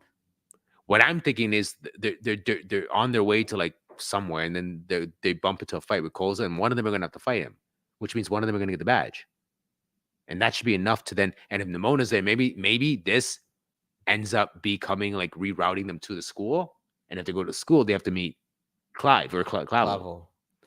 and ZQ. I wonder how they can have Liko and Roy be racing without them fighting the same gyms. What if they? But they can't be fighting other gyms because the world is big. They can't be splitting off like that. It depends. Maybe Roy's goal is not even to fight a gym leader. Oh, he just gets strong, but He's like, she's the one collecting the badges. Okay, that's it. Either that or they split up, which is pretty weird. Because how long? No, did I they don't think split they'll up? split up. So someone says Arvin is a walking paradox in of himself. I don't know what that means. Arvin is a walking paradox. Shades is It's cooking. kind of. I think he's kind of like saying because he's kind of like a real thing, but he's not real. How is he not real? Just in the sense of like the way his parenting system is. Like, there's no way to probably even like prove his existence. No, he's. You know, I always thought before, like, well, like, I thought it would be cool is you see how the time machine sends. Okay, in Scarlet, the time machine only sends humans to the past. In Violet, it only sends them to the future, right? So I thought, what if Sada is from the future, and while she's traveling to the past, the time she visits our era, and something happens to the time machine, and so while she's here, she has a kid, Arvin, and then she repairs the time machine, and maybe he gets used to the era, so she just lives here. So it's like, and then the opposite for Tura, where he's from the past, and he goes to the future, and that's why they're dressed that way because they're infatuated with that. But it flips them because you wouldn't think Sada's from the future and Tura's from the past. What I like about that is through the anime, you would get context as to why the Sada and Tora in a video game kind of are what they are. What they are, yeah. We'll get a bunch of answers. Again, see, I always keep saying this because I love the interconnection between everything, right? Mm-hmm. So let's say Turo is dead and Sada's trying to use the time machine to bring him back, and the Paradox Pokemon start coming through. So they're saying, since it's Orange Academy, that maybe Sada's the main one. And the reason the time machine is built is because she wants to bring her husband back from the past. Bro, this isn't about Moan, is it? What's his name? Mon? No, man. Bro, stop this, bro. We don't No, need Sada's trying to bring Turo. And that's what causes Paradox Pokemon to start coming. But this is like completely different than what she actually is in the game, which is she only cares about the past Pokemon. Yeah. It can't be a byproduct. No, I don't think so. But that's cool. Damn, man. Yeah, this anime is getting good so far. Okay, see, we're already a freaking hour in, and I had some Arceus stuff I want to talk about. So we can do that for like 3 minutes. Yeah, maybe I'll only get through a bit of it. I'm joking. No, I don't want to go through all of it. Yeah, I know. Oh, frick. Okay, so remember I went through Hoen's lore, right? Mm-hmm. Did we finish talking about this? I feel like we forgot. We left off on something. Did we get to the ending? Yeah. Koza. Nah, so I guess we just have to see what's happening with the next episode. In order for us to kind of know where we're going from here, we have to first see like there's who defeats the gym leader, who gets the badge, what happens to the other one, in terms of like Liko does sound like the one getting. Nah, but Roy also could sound like it. This is hard. Yeah, so like that, that's where it's ending right now. I think what's gonna happen is they're gonna fight the gym leader, and eventually they're gonna like get the attention of Mona. She's gonna be like, "Cool, are you guys like students in a school? You should join a school. You should join a school." Like we are, but we're like kind of like foreign students, like we're from Kanto and stuff. They go, "Oh, you should come check out the academy." And I'm hoping that like what I want is the next episode to be exploring the academy, because on one side, I'm assuming Roy wants more information on Rayquaza. Where's the best chance to find library? The library, right? On the other end, there's this whole mystery around her pendant and stuff. Not that she's gonna explore it, but I think Freed and everyone would gain something out of going to the academy and maybe researching there, right? I'm only saying that because I want to go into the academy and I want all the characters from the anime to spew out. So I want Clive, I want Clavel, I want all that to happen. It'd be even cool if Team Star pops up or something like those things. I would like to see happen. But what's kind of like what I'm wondering is with such a short span, like 50 episodes versus 80, if we use the numbers from before, is there enough time to show all the characters and explore and be gym leaders? I think there's enough time, but it's gonna be very fast paced. Like it sounds like nah, but they can't beat the first gym leader. They're ass. They'll lose to him. They might, man. But you know how long the show's gonna be if they lose to him right now? That's what I'm saying. So it's almost like there's gonna be episodes where within the first half of an episode, a gym leader gets beaten. In order to scale it, because you have to be gym leaders, and there's Team Star, and then there's Era Zero. In order for them to put little like amounts of it, like who knows? We have to start getting to the evil team stuff. I'm going to use the bathroom. All right, I'll talk to chat. Putting you on chat duty, bro. If they just took the Z out of his name, who? Koza? Yeah, Cola. What kind of joke is this? It looks as Arceus. Look, her name is Nemo in Japanese. It's Nemo, but okay. Like, this man just gonna wait here. Teacher, what food do I order? Bro, order a freaking onion. Bro, Liko and Roy. What food do I order? At least give him options so we can help you pick. I don't. Maybe I just like order a dirt sandwich. Okay, bro, Liko and Roy are crazy for fighting the second gym leader before the first. Nah, the order doesn't. Oh, the order does matter. This isn't Zelda. They don't fight weaker and stronger. But maybe they actually do. The games just didn't pull it off right. But doesn't the games say that some gym leaders are stronger? I thought the order didn't matter. I just went to whoever the heck and I fought. It doesn't matter, but if you fight Arceus last, he still uses level 14 Pokemon. That's true. Right? I think you fought the Psychic gym leader early, right? Yeah. Yeah, so she still had like endgame Pokemon. Let's say there's a new mythical Pokemon that has a movie in the works that we won't see till Blueberry. They could introduce it in the winter season of the anime. Yeah, they could. Wow, this anime is probably going to go to the Kirakami DLC island. And then it has to eventually lead to Blueberry and Tropigus, right? Unless Tropigus stuff gets merged. Imagine so like the game takes place and then it stops. We already know that. And then the anime takes place and then it takes you to like kind of like climactical points of like we're entering the DLC and then it stops. And then the DLC comes out and you're like, aha, and then you play that and then it stops. And then the anime continues on. Like, what if they just have it interwoven like that? Good for y'all, Pokemon. Okay, I'm getting out.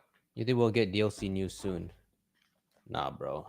I mean, it's June, so it is DLC news time, but who knows, bro? DLCs are weird. Trust me, the last thing you want is us doing another DLC speculation without any more context. No, we can do it, but I want to talk about more fun stuff. No, we need different topics. I'd rather talk about Koza. We talking? Nah, bro. I don't think that's true. Well, are we talking about Celesticans today? Maybe. I mean, we are, but depends how far I can get. Because Sinnoh's the big lore, man.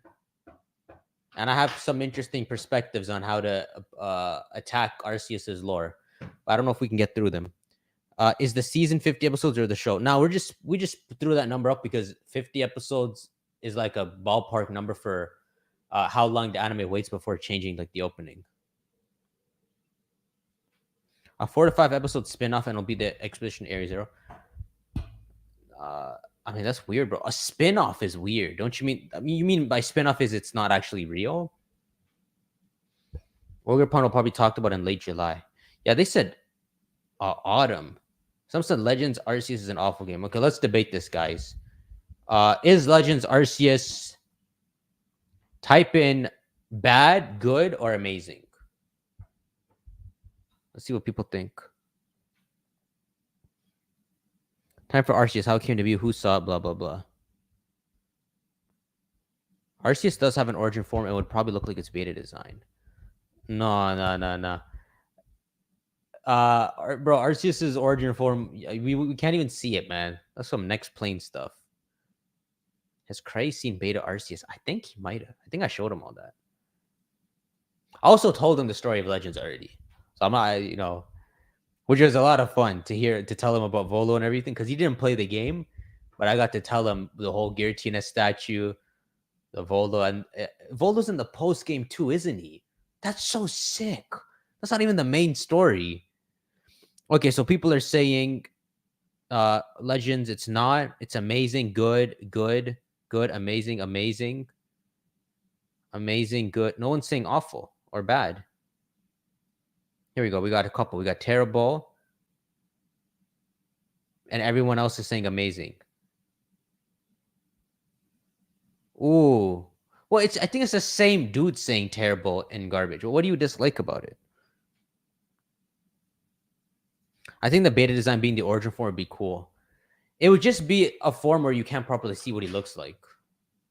Maybe that's what humans perceive when they try to look at him.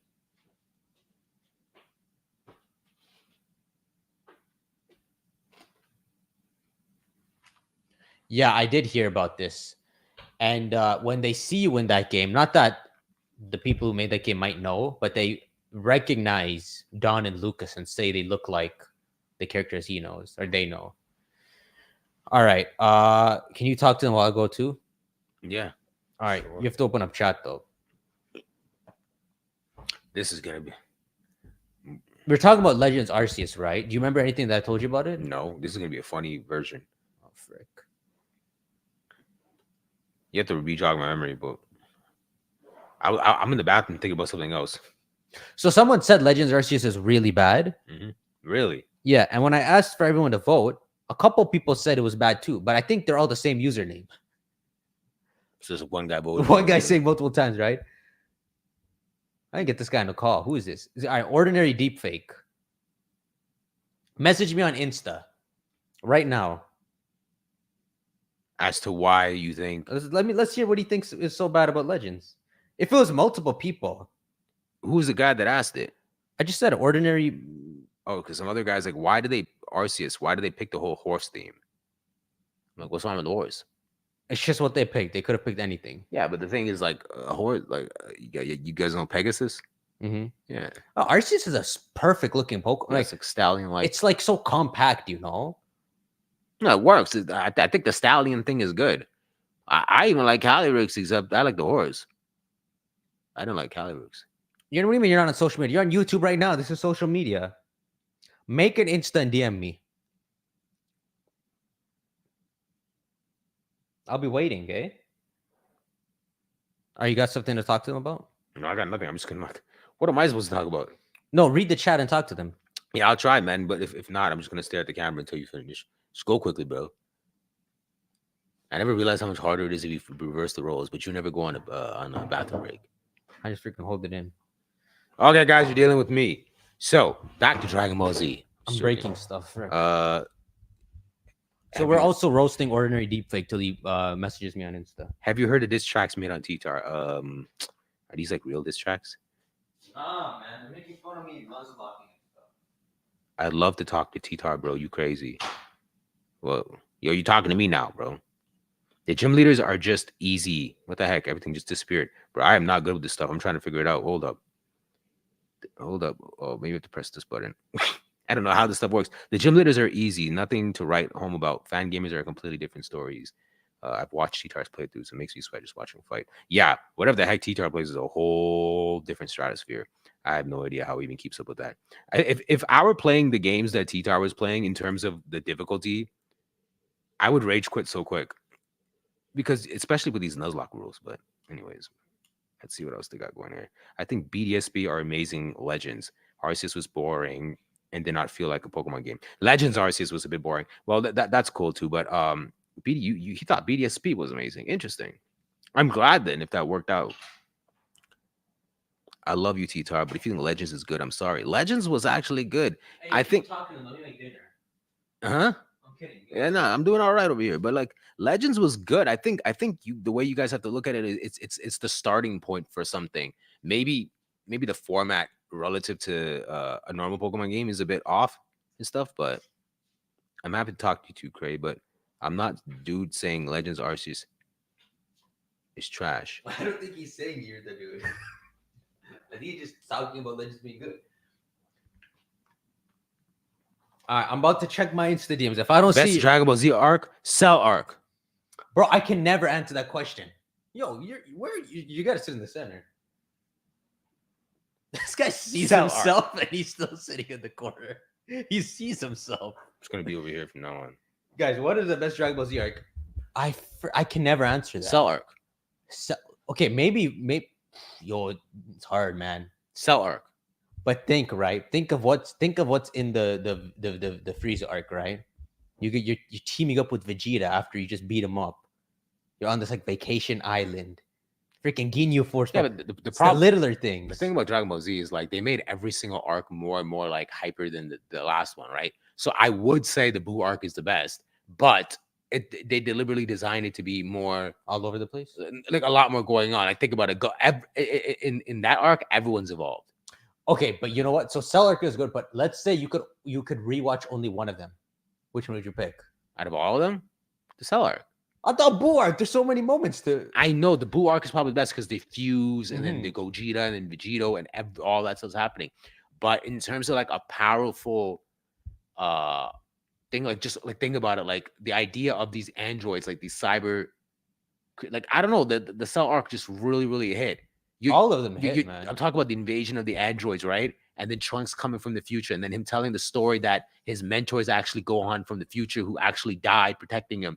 Then when you watch the movie and you find out, I don't know if the movie's allowed, but knowing that Gohan kind of like sabotaged Trunks to not fight, and then he engaged with them alone. And he dies. And then he dies with like, and he only has one arm, but special beam cannon. It's yeah, that comes full circle. It's so monumental because then when you get to the end and Gohan's arm is damaged, it's almost like a callback because he gets a damage. Yeah, you always used to say that. It's cool that his arm gets damaged again.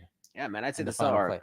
So you have to think, guys. You have to think if you wiped your memory and you're watching one for the first time, which the best would be, because the Cell arc has a lot of sick moments. We just know the stories too well, bro. That the arc was awesome, man. And then there's so many cool little moments. There's just so many cool moments. Like even when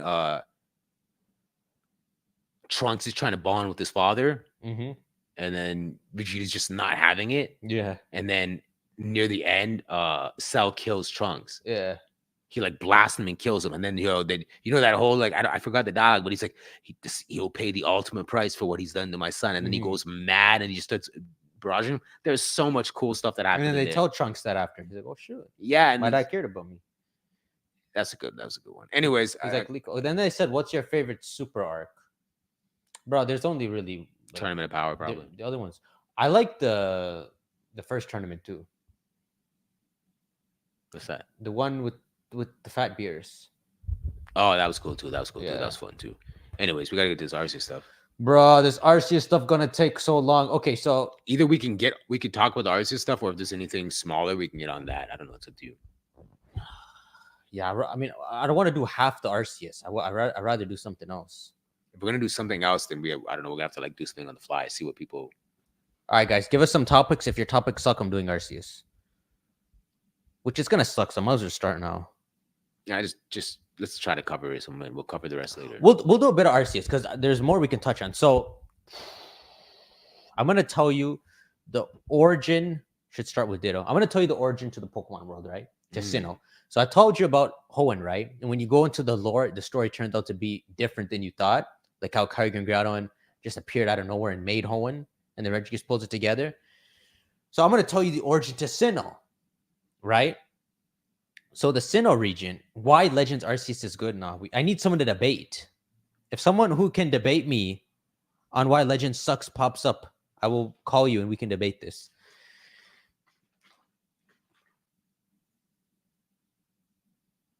Me guys, I have so much to say about lots of stuff you guys talk about. I wish I knew buds like both of you. Can't talk about half Celestic and the lore stuck in this chat. This is actually what we're about to talk about. So let's just see if we get to it. So when it comes to Sinnoh, it is thought to be the first region in the world. Is it? Yeah. Oh, wow. So if you think of Arceus creating the universe, And you gotta not think too deep about there being other planets and stuff. The home he chose to land on and the first region made is Sinnoh. And it sounds like he made it like kind of magically, like telekinetically, he made the Sinnoh region, right?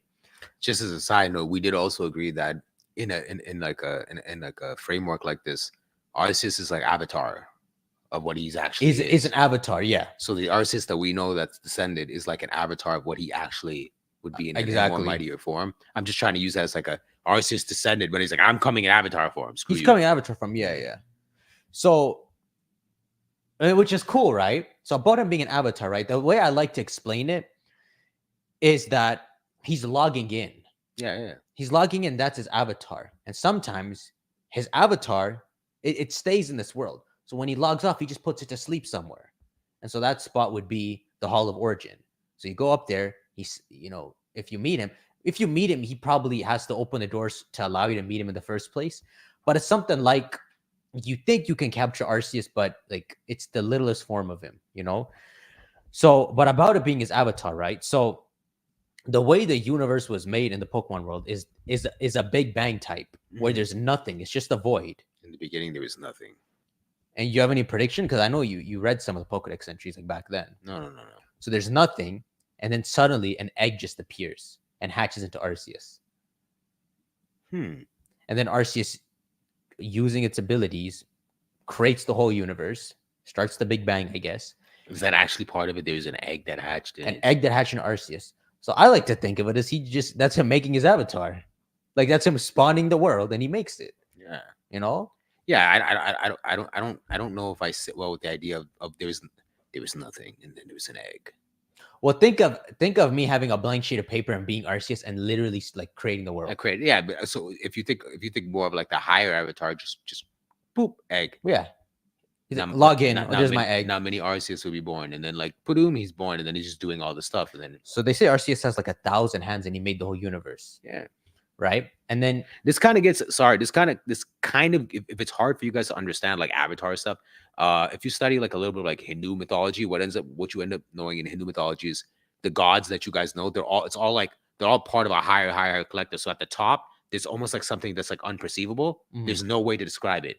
And then that eventually splits into three, which are the destroyer, the preserver, and then the creator. And then that splits off into more. But basically when they all go, but the whole point is when they're written in stories, the people that come down are incarnated versions of what they are. So for example, you have stories where a god will incarnate and come down, but he's playing the game as an earthling. Yeah. So he's gonna fall for earthling emotions, earthling things, earthling. So it's maybe like that with this.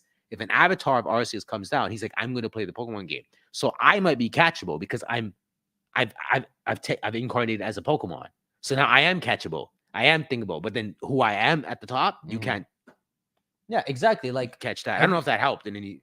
Yeah, I want. So have you ever played Minecraft? No, right? No, not too much. Okay, let's say not even not. Let's just say, but you saw me play at some point. I've right? seen it. Yeah. If this world is like Minecraft and Arceus wanted to play it, he can't come in with his powers. Yeah. He can only make an account and come in the form of something here. Something else. And that's what I was saying. But when he logs in, he has to take the form that has limitations. He has to play this game. He has to play this game. It's physically impossible to bring like your actual self in, right? Yeah. Even if you take it to our examples of us playing a game, like if we log on a Call of Duty, we can't bring our actual self in there. We're just controlling it however we can. That would be the closest thing for Arceus. So, wait, what's this? In Scarlet Violet, they should have Arceus change to whatever type you want in battle instead of using his plate, since he already has all the plates with him already. Well, that'd just be a tidbit. I think they wouldn't do that just because they're kind of lazy. But so the universe is made. And then this is something I liked when I looked into it. So he creates Dialga, Palkia, and Giratina. And he gives them their abilities to be rulers of time, space, and antimatter, right? And then Giratina's banished because he's violent. Like he sticks him in the distortion world, and I guess he seals it so it can't come or something like that. Yeah. Or maybe he doesn't seal it, but he just tells him like you're not allowed to come back. So technically he could, but like only for like a short period. But and then you think so he makes these. Okay, but when he makes these dragons, I imagine it sounds like he made it like a billion years ago, right? Like around the time he starts the Big Bang and makes all the planets, before he even works on the Earth and makes it the home of all the life, that he already made Dialga and Giratina. Yeah, it's like if you study a lot of different pantheon like mythologies, at some point once the super god, he takes like his seat, he in order to like start balancing the world, he has to start putting people in certain places. Does that make sense? So it's almost like if Arceus is like the Zeus, right? We just consider it's almost like he put Giratina as like the Hades. Then he put Dialga as like this guy. You got the ruler of time, the ruler of space, the ruler of the distortion world. But you guys are like the balance. So it's almost like we think of like a God of War thing. If suddenly I went and like killed Dialga, just so to speak, now I've completely destroyed like the concept like of time, right? And I destroyed Palkia. Now I've messed around with the idea of space. And then now at that point, the world's starting to like lose balance. You know what I mean? I definitely would lose balance. But I kind of want to go off on a, what's the word? I'll go off tangent. No, not a tangent. Rant. That's what I do. On a whim? On a whim, okay, fine. And say that that's not how it works at all. Fine. Because when you go into, no, but that's what is implied. Because if you go around the game, it says Dialga is the manifestation of time. So the concept of time when Arceus starts the universe, if he manifests the three concepts, you get Dialga, Palkia, Giratina, which means they represent them. They're like masterminding the universe constantly since the start. But I think that doesn't almost make sense. I don't think they can be the manifestation. I think they're the littlest form of it. So they're just three Pokemon Arceus made, and he just gave them the ability to mess with it. But they're not the manifestation of it at all. And in fact, I see what you're saying, yeah. And that makes more sense. And in fact, I even want to almost say that Dialga, Palkia, and Giratina, the ones we know, which let's just say they're the only ones in existence, were only made like 3,000 years ago, I want to say. And that doesn't that make everything seem a lot like it makes sense? Yeah, I think with the minute you start to like differentiate like what a manifestation, I don't think at all that those three are the manifestations of time itself. What I said earlier, like killing Dialga equals like time is destroyed. That would be more if they were like a true manifestation. That's what the game seems to imply, but it doesn't make sense. But it would make more sense if we stuck with your idea, saying that they were tinkerers. They have the ability to play around with time, to play around with space, to play around with dimensions, but they're not the actual embodiment of it. And in fact, they almost look mortal now. Yeah, in a weird way. Maybe some version of Arceus is more of the embodiment of time, space, and thing than that. Yeah. So imagine like Palkia is just like trying to fight, and then he's just like, what is he? He's space? Space. He's like, I'm gonna open this portal, and then all of a sudden, like Arceus like floom, and he opens like 20 times the bigger portal. Yeah. And he's just like, I run this. Like, bro, I gave you those abilities. I gave you those abilities. Yeah. You know, it's kind of like, it's to not use Dragon Ball Z thing. It's kind of just like, I was gonna say, you know when Frieza's about to die and Goku gives him a little power, and then he's trying to attack him. He's like, I gave you that power. This is my power. I can use it 10 times more than you. Yeah, so it's like Arceus has admin mode. He has admin powers. Yeah. He just gave you. I let you mess with it a bit, just so when I'm logged out, y'all can kind of manage the world, something like that. Yeah. And the reason I like this idea is because when Cyrus tries to rips out Palkia and has it in chains, I'm like, this makes no sense. But if you think of Palkia being the complete opposite, this actual mortal ass dragon that just has a bit of space powers, it all feels a lot more right. Yeah, that makes sense. But the game keeps saying that they're like the manifestation of it and that they rule it. But I want them to like minimize them a lot more. Yeah. But anyhow, so the lore goes that they made Dialga, Palkia, he makes Dialga, Palkia, and Giratina and grants their abilities, and then he banishes Giratina, which I want to say all this happened like 3 or 10,000 years ago, very recently. Maybe not the banish part, but also what he makes before life starts, it seems like, is he makes 3 other Pokemon. He makes Azoth, Uxie, and Mesprit, right? And they represent willpower, knowledge, and emotion, which are what humans need, but I guess all of life probably needs that. So maybe he makes those Pokemon almost jumpstart and begin life on the planet. Something like that, right? And then they go to sleep at the bottom of lakes in Sinnoh. So maybe they just, I don't even know what their superpower is. I guess they can just bring it out in life, in other life forms, but they just represent those things. And then No, I was gonna say, so don't you see that this kind of actually is kind of like that Hindu mythology thing? So it's like Arceus is like an avatar of like something higher up, right? Then he creates small avatars that we would consider gods in Hinduism. Yeah. And they do stuff. Then he creates these even smaller ones called Azov, Uxie, Mesprit, right? Mhm. And then he puts them. It almost seems like they're all god tier Pokemon, right? Yeah. It reinforces what a legendary Pokemon is supposed to be. If they came from sources like that, they'd be legendary. They're super legendary. They're like the true legendary. legendary because they're really legendary. But let's say Diancie just actually mutated from Carbink. That's not a true legendary. It's just a rare Pokemon. Because you're not incarnate, like you're not from that lineage of like that higher up. You're just That's something more at the like a bottom. mythical, but You're at the bottom that mutated up versus you at the top and you came down. You know what I mean? So maybe that might play into like being able to differentiate what's a real legendary, what's a. Because here's the thing. I don't want to go on a side note, but see how we're talking about like Arceus is unperceivable, but he took a form. Mhm. What if whatever that higher perception is a combination of 1 or 2 or 3 Pokemon? It's more than just Arceus. So what if later on we find out there's another god Pokemon that's just as capable as Arceus, and then it's like 2 or 3 of these, and then those 3 are actually the supreme. Right. If you go higher, I'm trying to think if there's if we could create room to create another one that's like more god Pokemon, right? just as More god, Arceus tier god just Pokemon. as Arceus tier as him. I want them to And eventually. we don't even know get what to that. Terapagos is, right? Yeah, that's the thing. That's the problem we said before. Is that we introduced Arceus so early. Everything else is smaller than him. Yeah, when you think about it, it's almost like they should have skipped Gen 4. And then especially they made the first Legends game on Gen 4. So they boxed everything in even more. It's like they should have skipped Gen 4 and then like went at it later. But you never know if Pokemon's dying, right? So they always throw like some of their best ideas out. Yeah, but I'd rather them just be like, time out, subtract some of our details, and then I just want them to like, like in hindsight, I'm pretty sure they would have changed some stuff. Yeah. But anyways, yeah. Okay, and then so this is what Arceus is like puppeteer, like he's like just making Sinnoh. Mhm. So he makes Azafos, Uxie, Mesprit, and then it seems like it's so weird because I don't think people really lived in Sinnoh. So he just made it the first region, and it's just, well, hold on, this is before life even begins. So this is like a very long time ago, right? Yeah.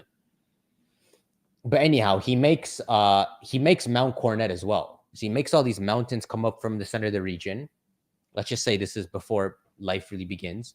And he splits the region into 2 because it's a long mountain that cuts halfway in the region. And in making that, he also like causes this mountain to form, Stark Mountain. And Heatran naturally gets born from the lava.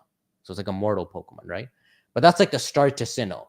Then Arceus makes like Adamant Orb, Lustrous Orb, Griseous Orb. He just gives them to the legendaries and he goes to sleep. He puts his avatar in the Hall of Origin and logs off. That's the way I'll describe it. So now he's not in our universe anymore, really.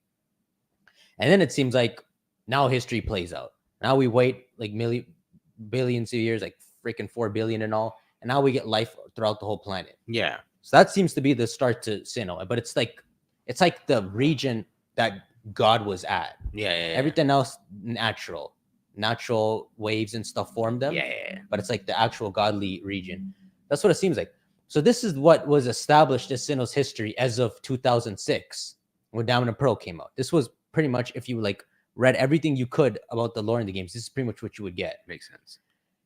And then in 2022, they bring out Legends, which is what, 16 years later? Yeah. And they decide to expand the lore. This is when I was getting into some craziness, but we're so freaking deep into this already. We'll do it in part 1. Just try to push what you can and then be like, on the next episode of Legends with thing. Maybe I have to come in and like we have to do like a. All right, we'll go for 30 more minutes and then we'll guess the Pokemon. Right, fine. Yeah? Frick. Okay. So, okay, guys, let's see if you're ready for this. Okay, so what Legends did is try to, because it's the first region, they try to expand it and explain what Sinnoh was to humans before it was Sinnoh. So, according to Legends Arceus, according to someone specific you talk to in this game, they tell you that they think the earliest known inhabitants that lived in Sinnoh was 1,000 or 2,000 years ago. Which is weird because you think of like Kalos and it goes to like 3,000. Yeah. But this is the earliest known. So maybe it goes farther back, but that's just when they ended. But okay, so 1,000 or 2,000 years ago, the earliest known people live in Sinnoh, right?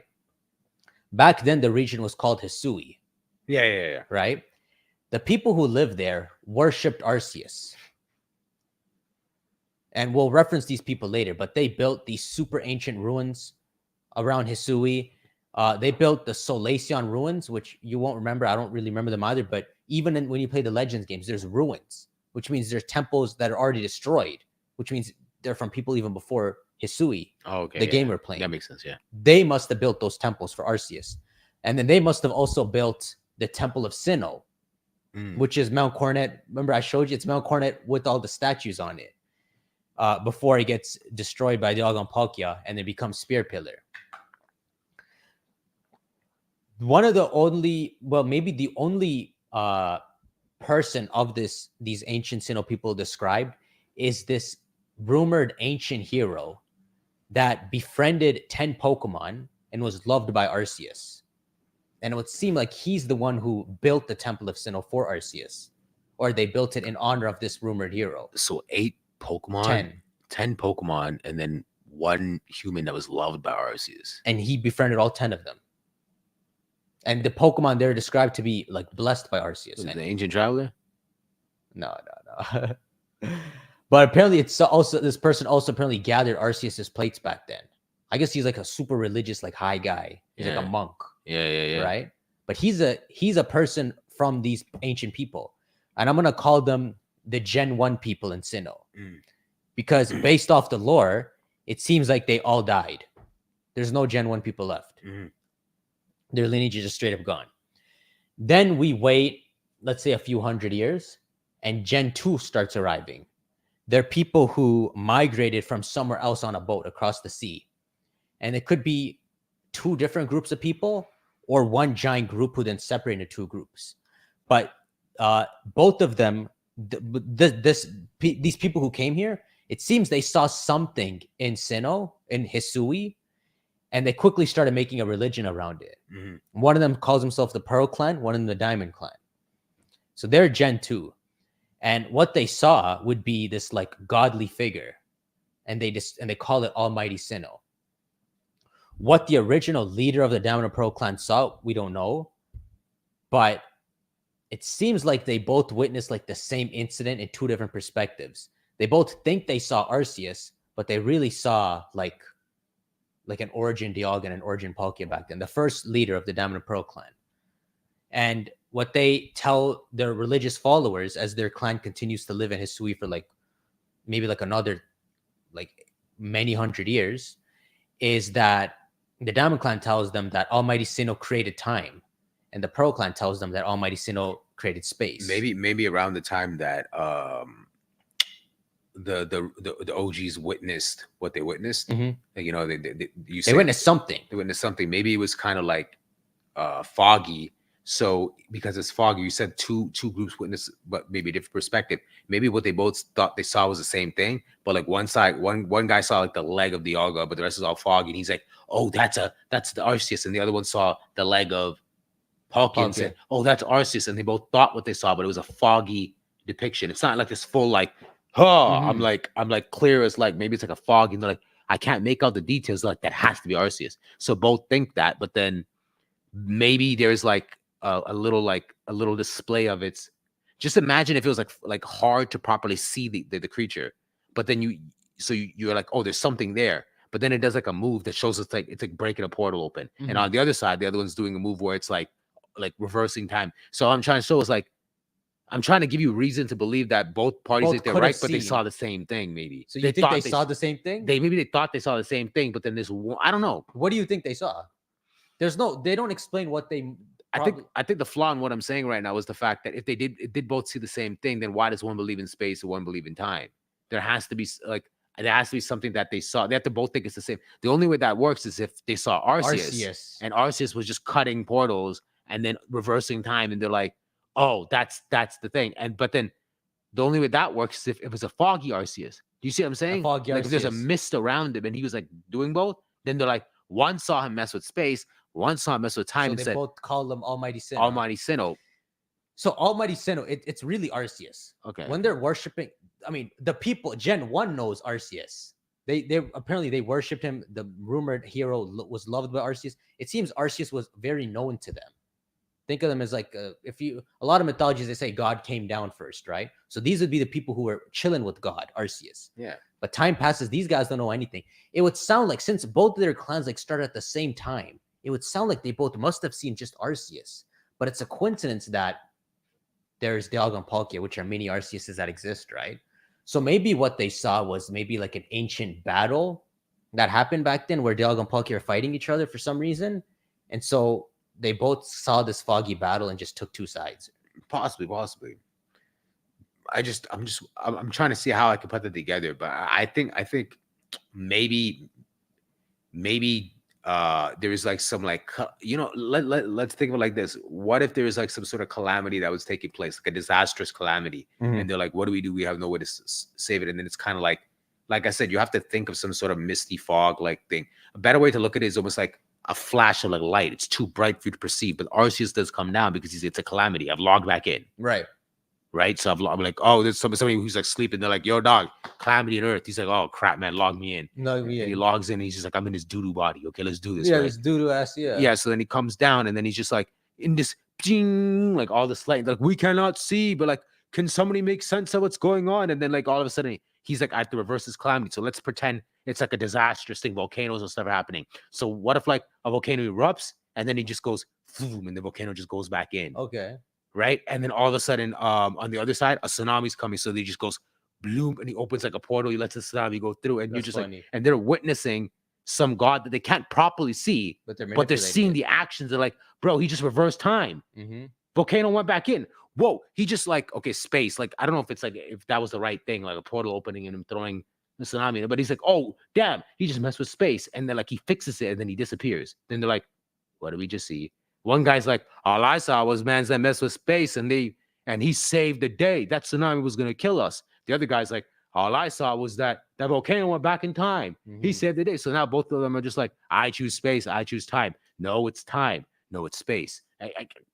Beef. Yeah, and they dislike each other. They grow to dislike each other. It sounds like it could have been something like that. But, it almost sounds like, remember I said it sounds like Dialga and Palkia were made in recent times? Maybe what they witnessed was Arceus making Dialga, Palkia, and Giratina before he goes to sleep. And so these clans see the birth of them temporarily before they go in their own worlds.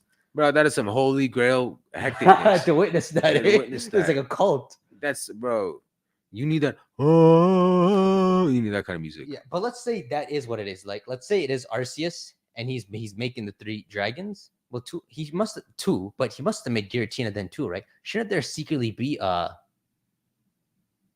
platinum group. Whatever gang, a third group, platinum clan? Maybe in the beginning Giratina was supposed to act as some sort of like coordinating like balance between the two, maybe, and then he was just like, he's like Aizen, he's just like, who cares about this god, I will defeat him myself. And then he just go, and you see what I mean? That sounds right. What if you're supposed to be a counterbalance like to the way they operate? So he's like, here you go, Palkia made, Dialga made, in case, you know what, okay, we're gonna input this guy. That's an interesting. What if he was the counterbalance and he went kind of crazy? Yeah. And so what the Down and Pro Clan witnessed was both of them beating up Giratina. Maybe, but I was gonna say if that's interesting. Why would they both be beating up Giratina? Because he went crazy. Like, I'm gonna kill Arceus, and they're like, oh, bro, we're gonna stop this man. What I'm wondering is like, I know we're getting, because we're trying to get to like the point of what Pokemon's actually thinking. But okay, if Arceus is godlike, right? Okay, so he makes Palkia, he makes Giratina, he makes Palkia, he makes Dialga, right? And then he's like, time, space, and what's the third guy? Antimatter. So there's something about him that's important, right? Let's just assume he's a good counterbalance between the two. And then what if this is kind of like an Adam and Eve thing, the equivalent of the devil? Because if there's a god, would there not be a devil? I guess Arceus. I guess Giratina is kind of that. Not a life taker, but he's like the conspirer. No, I'm not saying Giratina is a devil. I'm saying in anything, if there's a god as an order, there has to be a devil. There's chaos, right? So if there's a devil, right? What if this is, it's just imagine this is the equivalent. It's like an Adam and Eve story where like the devil comes in the form of like a serpent and whispers in its ear to eat the apple. Yeah. Right? It's similar like that. What if Giratina was good and then this devil-like force occupies him and says, yo, like, nah. That's like, interesting. and then he loses his brain and he goes mad. And then he's like, I'm going to kill the creator and become the creator myself. That's kind of cool. So in the world Arceus made, there's something he doesn't know about. There's like an evil force he doesn't know about that gets. Maybe he Giratina knows ear. the force, but he logged out. It would be interesting if he doesn't know. There's that too, but I'm assuming like on the outside, he's like these rules don't play in effect. Like his ultimate form can destroy the ultimate devil, but then in terms of like, it's almost like a Bakura thing. Once he descended, it's like the devil guy came down too. So you have Arceus and there's some demonic thing. All I'm saying is if there's an evil force that convinced Giratina to not do its duty and to do something else, little mediator, and then all of a sudden it turns its back on the creator and it starts doing all this crazy stuff. And then the other two might be like, yo, dog, boom, boom, boom, boom, boom, and beat him up, push him into distortion. Now he's already believing in a lie. And now he's almost like vengeful because he's been beat up and thrown into an isolated world. So now he's a vengeance god, which is all he's looking to is break out and destroy everything. But it'd be interesting to like think of it like, what if there's something that convinced them otherwise? You know, but all three of them are shady, aren't they? Not really. Honestly, it's weird, but to me, Palkia seems the least shadiest. But why is he trying to look like Arceus? He's trying to copy Arceus. It's like all three of them want to be him. Giratina's the only one who. It's like Giratina's the only one who kind of showed his motives outwardly, kind of. True, but I assume that because they're like kind of like mini offspring of Arceus, their mind is like where the will of Arceus. I don't know. I mean, it's just Pokédex entries, but they describe it as them trying to imitate him.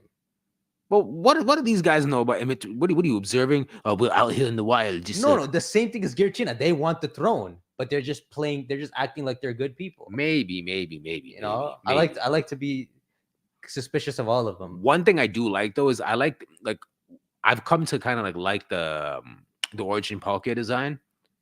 Me too. I've been looking at it more. Like I look at like design, and it makes me think, okay, if that's what the origin, like, what would an ascended Arceus look like? And that still wouldn't even be his best form. I don't think he hasn't ascended. I think he could. I think he's like Super Saiyan 4 right now. Like everything's perfect. He can't do anything. So playing on what you said, you would think Arceus is like, let's say Super Saiyan 4, right? But I'm looking at Pegasus Palkia as like this really, really, really, really like immaculate, like really cool thing, right? So it is what you're implying. Okay, Arceus may look kind of like, you know, like as you evolve, you kind of lose features. You know that kind of whole that's like, Frieza. It's almost like become like an alien. You lose features, yeah. right? So what if you're saying Arceus is Super Saiyan 4, and you may like Palkia in that form, but that's just Super Saiyan 2. So if Palkia kept evolving, he'd lose features and then become like he would. So that's how I'm trying to understand it. More perfect. Like Arceus is perfect, but he's already at Super Saiyan. It's exactly like Frieza. What's Frieza's second form? It's all like horns and he's right. So like so that might be what Palkia is now, and we're like, oh, that looks so cool. And you're like, wait, if he evolves further, he starts to lose his features and like become more, because it is true, he's very smooth and out, Arceus. Yeah, he's like I'm not saying his design is perfect, but they make him look like he's perfect. Man's thought I did this. The hourglass. Palkia, Palkia hourglass. That hourglass shaped Palkia. Are we going again? No, I just got to drink. Okay, so the thing with Dialga and Palkia is that they're not. It's the devil. Sorry. They're not actually transformed upward. You know how in the movie when Giratina is in his world, it's like he's in aerodynamic mode, he's just flying around. Yeah. But then when he comes to our world, he gets like all centipede like. Yeah. It's almost like if Arceus, if you just threw him in his world, that's his aerodynamic form. That's what he's supposed to look like. But then when you come to Earth, it like mutates him into this standing thing.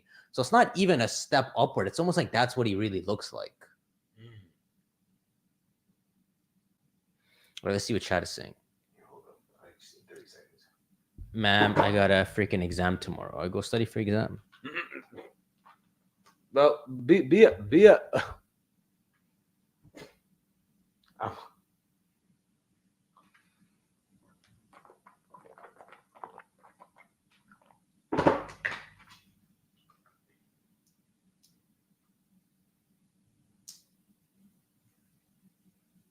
Matt said he had an exam. You're like, go study. I'm like, bro, be a cooler big bro. Tell these man stuff. This is the best advice. Help him. Like, I know, like I'm probably the wrong big bro to come to. I'd give you a whole different. I have exam to study. I got a couple words for Bro, that exam. I'll help you quit school. I got a couple words for that exam. Come join me on this podcast. We'll get you far away from that exam. Exactly. That's what I'm trying to save you from our advice. Depends what your degree is. Okay. What were we talking about? Sinnoh, right? Yeah, I got a degree in Sinnohology. Bro, I have so many Pokemon degrees at this point. You have, oh yeah, degrees? Yeah, you're like a PhD. You've done your thesis on the whole creation of God, Earth, the devil, I brought up the symbolic meanings. the meanings, like everything is just perfect. So we're talking about Gen 2 Sinonians, right? Yeah, just in case I was kind of mentioning the whole like whisper in his ear and he's evil, but you're also saying how the origin form is probably like what shows how he navigates through. Yeah, it's what they naturally look like, which is, but it doesn't come off that way, right? It almost looks like Arceus made them in the forms, in their altered forms. So Centipede Giratina, Standing Palkia, Horse Dialga. And then they grew to like awaken their Arceus features, and then they change into that. Because if that's the form Arceus made them in, why would the Pokedex entries say they're trying to copy Arceus? I know it's a human writing the entries, but if you want to believe like Game Freak, when they wrote those human-made entries, they were trying to tell the lore in a correct way, it would imply that maybe they awaken themselves enough to have those Arceus features. Mm-hmm. So maybe it is like a Super Saiyan 2. That's what I'm thinking. It could be a Super Saiyan 2. But I do like the idea of trying to believe that even the login avatar, he never. Okay, put it this way: what if the login avatar that you guys know is Arceus and he's all smoothing out, sure, like, but what if he's just like, well, I'm an avatar, but I'm the king of kings, right? Mm-hmm. So if I create these things, they're never gonna beat me in battle. So I have no need to go to a next form. Yeah, but I can. What if the idea was Arceus does have a form? So put it this way: what if he is just a normal base form, right? But in base form, he's like, I'm the ruler of rulers. So like I could, these guys go Super Saiyan 2, and he's just like flick, get out of here, right? And the whole point is, if you like interviewed him and you're like, why don't you show your full form? He's like, I can beat them in base form. I don't have to ever do it. So watch this. So what if Palkia is like, he's like this? It's like he's like a Goten, right? He's just like, as in he's just like, I could show you that I could do it too. Super Saiyan, right? Now I'm coming for the creator. Flick. Right. As in, like, I'm in base form. Yes, you just went to the form that I can go to, but your form is doo-doo compared to me achieving that form. Because you're a miniature version of me. Yeah, they're all miniature versions. So maybe Arceus can grow Pegasus legs and like become all like mutated and stuff and go to a form that's even more higher, but he never needs to. But I kind of like your idea about like him just being like no feature, like very like he's already designed.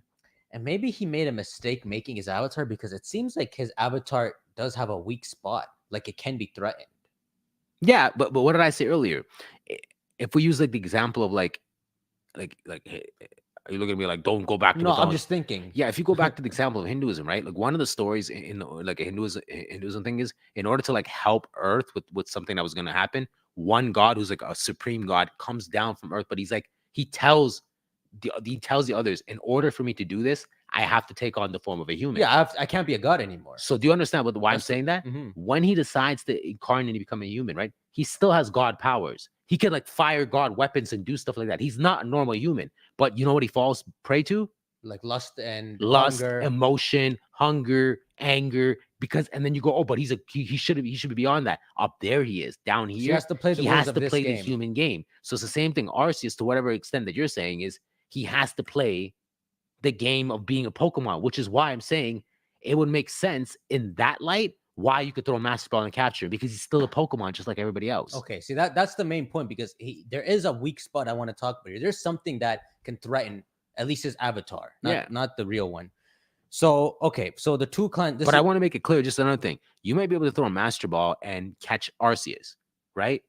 But if Arceus went into the other form, there's not a single thing you can do. For sure. There's not even the concept of capture doesn't even exist to him. He's like, what does that mean? You mean like enslave? Like what? No, I don't get caught. I don't get captured. I don't know what that means. Like, I don't think I'm just trying to show you that like maybe this Arceus can be captured, but the one that you can't do anything to that. Yeah, its name wouldn't even be Arceus, the one above. Yeah. That's cool. Okay, so Gen 2, right? We're talking about Gen 2. So that we have the leader of the Diamond Clan and the Pearl Clan. They witnessed something that they both call Almighty Sinnoh, which really is Arceus, but what they really are believing in is Dialga Palkia. And they share that lore to their descendants. They are who live in Hisui. They're the only people who live in Hisui. The Gen 1 people all died. But they're foreigners. But at this point, they're living here for like hundreds of years. At this point now, they're Sinnonian, right? The two clans grow to dislike each other, which would make sense because, like, if they both called it Almighty Sinnoh, it's almost like heresy to the other side, right? It's like a mockery of their religion or something. Of their religion. But the members of these clans are fond to the descendants of those 10 Pokemon that were befriended by the ancient Gen 1 person. So those Pokemon, they have descendants, and descendants as in other descendant Pokemon or humans that were befriended. So I'll name some of the 10 Pokemon. It was I know one is Arcanine. That's the one to start. It's an Arcanine, it's a Cleaver, the Scyther, yeah. The Scyther. It's these, I think one's an Electrode. The kids of these Pokemon. So it's the offspring of the Pokemon itself, not the humans that lived alongside those. No, I think it's the offspring of the Pokemon. Yeah, it's the offspring of the Pokemon. They're close with them. I don't know how, since they came after the people already got wiped out, but maybe they just saw these are really strong Pokemon and they befriended them and they made it like a practice to watch over them. And as, hundreds of years pass through the clans, the Pokemon pass with them. The descendants of the Pokemon also stay by them. And they're befriended by the clans as like protectors. And both clans befriended 5 of them. The 5 different ones each. So this is a complete like power split. It is perfectly split, eh? Yeah, it's not even like one befriended like 7 of them, and you're just like, okay. I always thought one should have befriended more, just so it's like more realistic. Yeah. But the Diamond and Pearl clan seem to be the only inhabitants in Hisui, in more modern Hisui, completely, until about 100 or 200 years ago to the current day, which is when these foreigners pop up, and I'm going to call them Gen 3. These foreigners pop up from various different regions, from Hoenn, Alola, Galar, and they pop up and they form what is called the Galaxy Expedition Team. And they make this village called Jubilife Village. And their goal is, they're like Columbus. They want to see if people can live in this land. So they want to see what kind of Pokemon live here, if it's livable. And, Jubilife Village is what eventually becomes Jubilife City, which is one of the center spots of modern Sinnoh. So they're what lead to modern Sinnoh forming. But they also have a professor called Laventon who's trying to make a Pokedex and count all the Pokemon that are there. And then they also invented Pokeballs, so only the Galaxy Expedition Team uses them. Is that dude with that weird thing on his head? Yeah. Okay. And the Diamond and Pearl clans, looks like nose past his dad. Sorry. I think he has a big nose. The Diamond and Pearl clans are aware of the Galaxy Expedition Team, but they're like cool with them. They're like, all right, you can chill in your little village. And that's pretty much what Hisui is. So Gen 1 wiped out. Gen 2 is the Diamond and Pearl clan. And Gen 3 is this new group of people who just came here. And the leader of this group of people is this guy. What's this guy's name? Do you remember what his name is?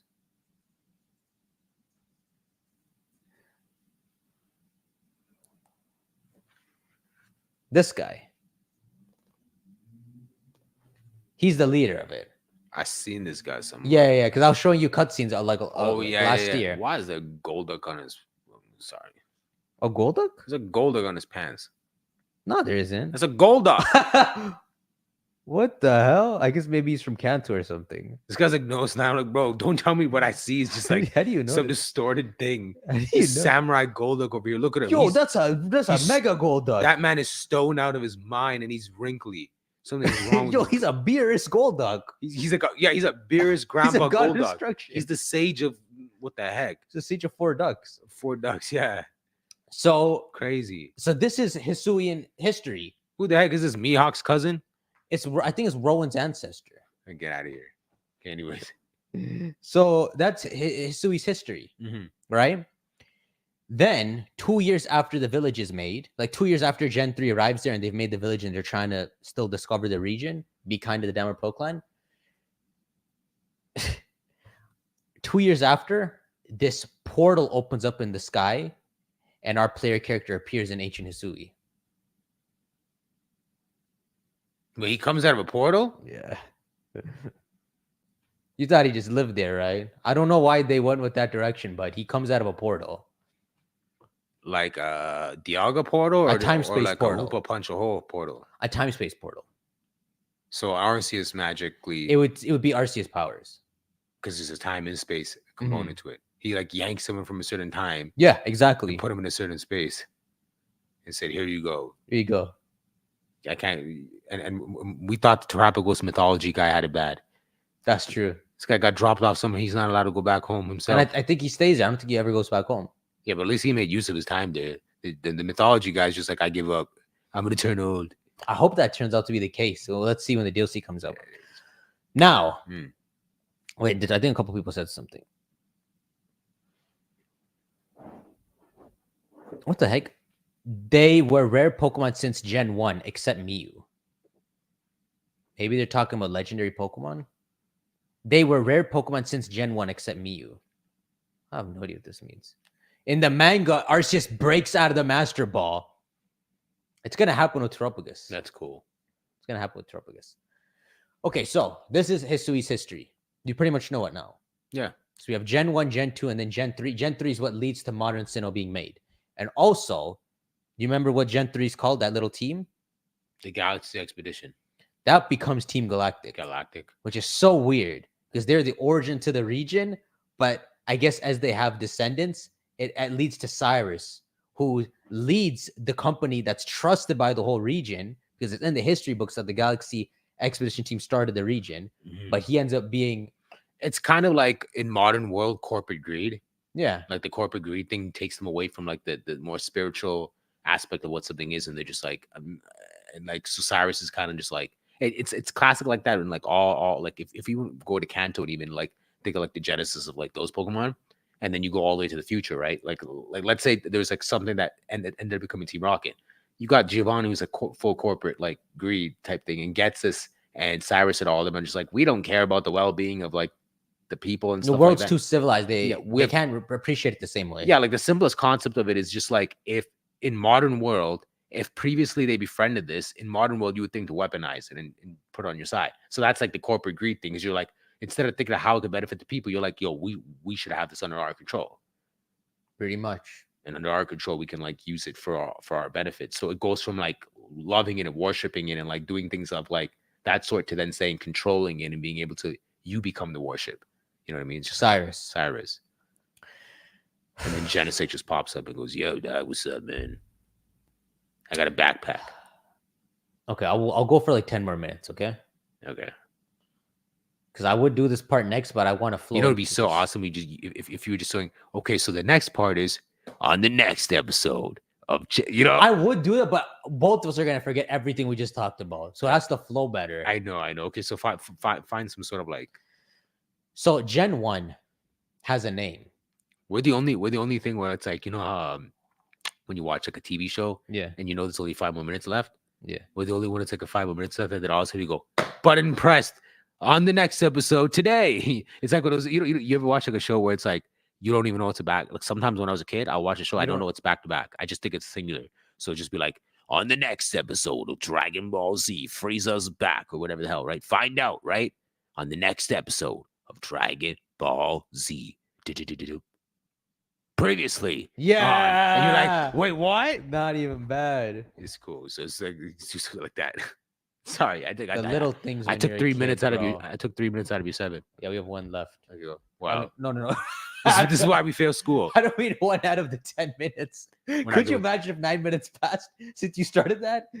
Okay, Gen 1 has a name. The Gen 1 people have a name. Yeah. The name is given by a woman called Kogita. You remember this girl? I don't think I showed them Kamado. I was showing this to them earlier. Is Kamado a samurai? He is a samurai. Okay.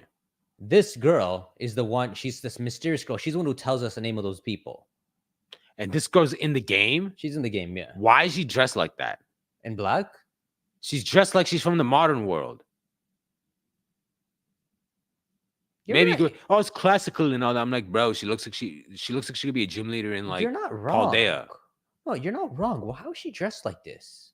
That's very like modest. That's very like elegant, like culture. She's almost like I'm a French woman. Something I'm saying like I am from Paris. And just nah. Why is she dressed like that? Like I can. Now you're making me think, is she from the future or something? Yeah, at least the other guy's dressed like a samurai. I'm like, yeah, this is a tradition. I'm like, fine, but what's wrong with you? Why is she dressed like that? That makes no sense. Bro, she looks like a modern wife of some. Yeah, she's wearing black, but She's a widow. oh, she is. No, I just said that. Oh, but she looks like someone's like she's like a modern world person. I don't know, man. That's Yo, when you mentioned that, that's actually really weird. There's no way they should really know about these clothes. I mean, it's only a bit ago. I'm telling you, this looks like some like European fashion thing that she has going on. I don't know how she's dressed like that. It's weird. I can understand the other guy, Kamado, being like a samurai guy, almost like because like I don't know if it's if it's correct, but like the kind of theme of like Legends of Arceus has a bit of a Japanese theme to it. Yeah. So like that kind of suits. This makes no sense. This is weird. So she's just someone who secretly lives in the region. She's just chilling in the region. Okay, but yeah, go on. Right? You got me with why she dressed like that. I can't even answer that. Just still your 10 minutes just like that. The name of the Gen 1 people, she tells it to us. Oh. Right? Yeah, I do remember. I think I do remember this woman making appearances in the game. Yeah. I was showing you some clips, but it was like a whole year and a half ago, right? Yeah.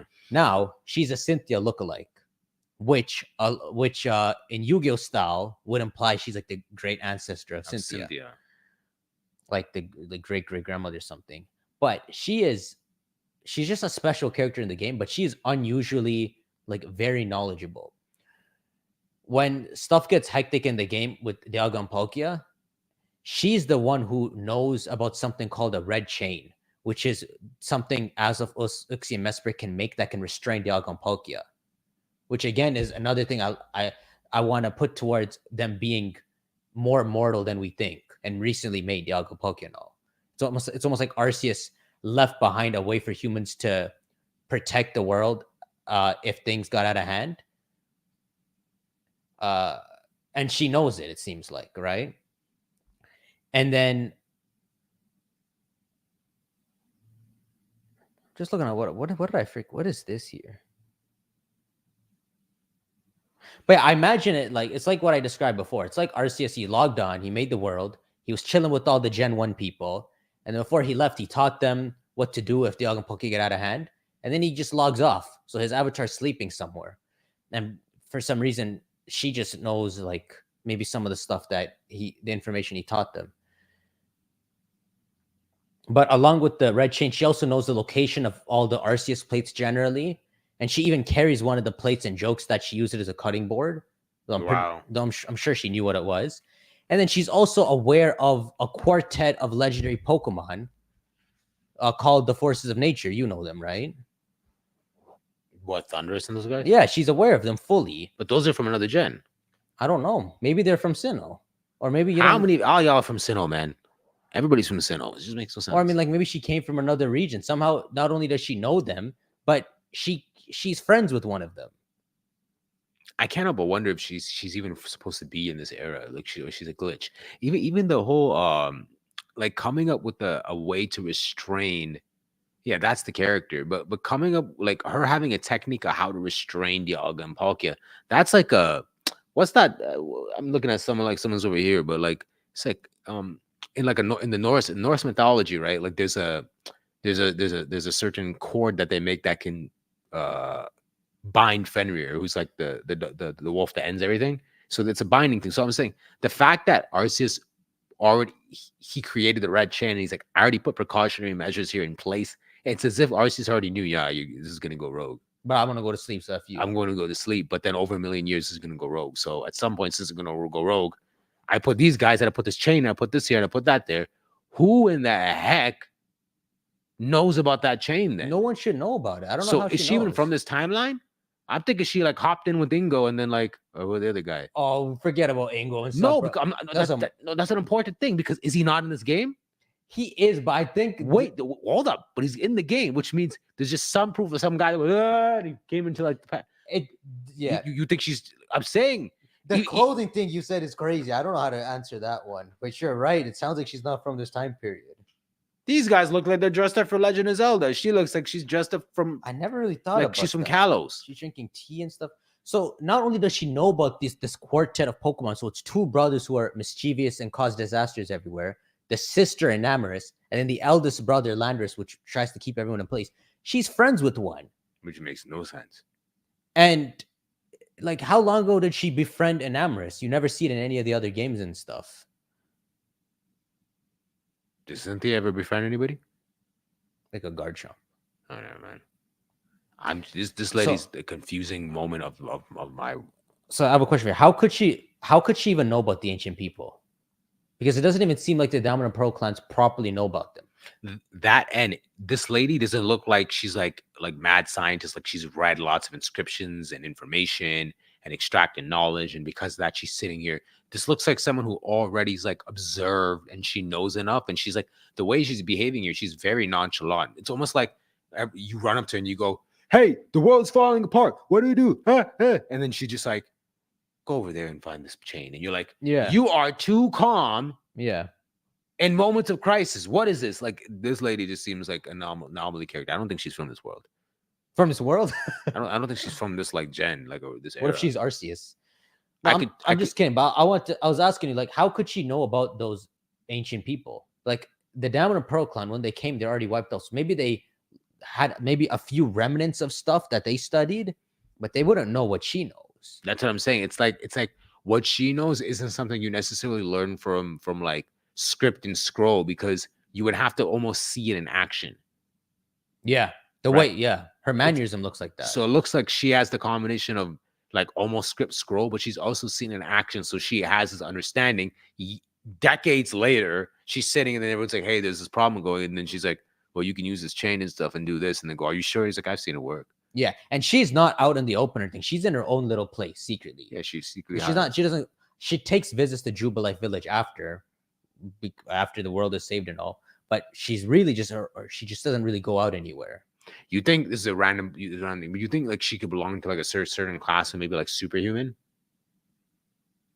So when I think, for example, would you like, what the heck is superhuman? I'm like, AZ would be one, right? I knew you were gonna think of that, but that's a good idea.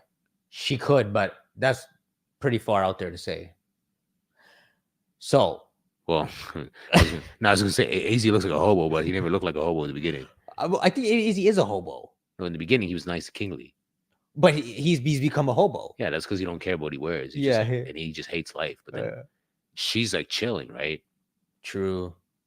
She's thriving in a world, but she's so like she's in her own world in the world. Does that make sense? She's enjoying. She's making tea, chilling. The other one's just there as an assistant. Yo, she's almost acting like she's like a Kai from Dragon Ball Z, and she has this assistant beside her, and then it's like. When you go to her house, she has a wardrobe of other black dresses. This is all she wears. Yo!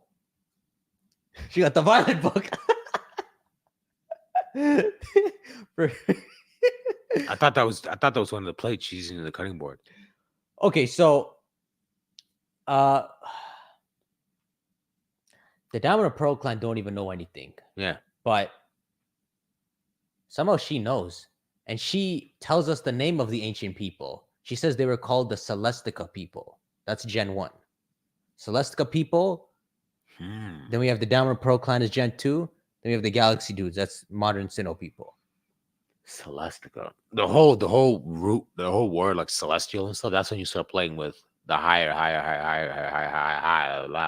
the higher up forces.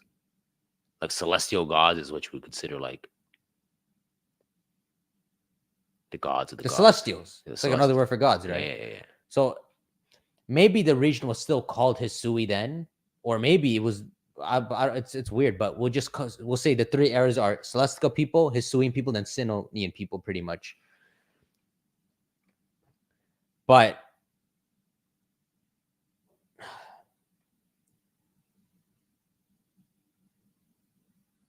like, if you read some of the Arceus plates, it seems implied that some of the history of the Celestica people is recorded there, but it's mostly unknown. But I would think that they have to put some, like, it's always been like a tradition that, like, if you want to keep certain practices alive, there has to be some like script and scroll left behind, but only for those people that like are meant to use it. Like, you can't just like imagine a group of people be like, oh, we know how to balance the world, and we're like, we're just gonna let this info die with us. Like, you have to pass it on to someone, right? So I'm assuming that whatever information that was once there was passed on to someone. That's why I just don't understand how she has that info. yo, it's like the Arceus plates are the Bible. Could, I don't know. Each Think page. about it, they all got passages. Yeah, it might be. Someone said the Violet Book is a unique model that is only in her house. So if you open up the game files, they uniquely made that book and put it there. And her house is where modern day Celestic Village is in Sinnoh. You really think that's the Violet Book? Let's not think. Who the heck thinks about that being the Violet Book? What happened to the Scarlet Book? I thought Violet's still the canon. That's true. Should have been a Scarlet Book. God, we could cut this off here, or we could keep going. Will the lady in black reveal her identity? She's white, but she's wearing black.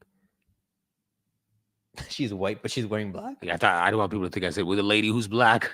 Wait, did you say that? No, I said the lady in black. She's the woman in black. I think everyone's Japanese. It's black on black. I like black on black, just not in clothing. I don't know about that, but.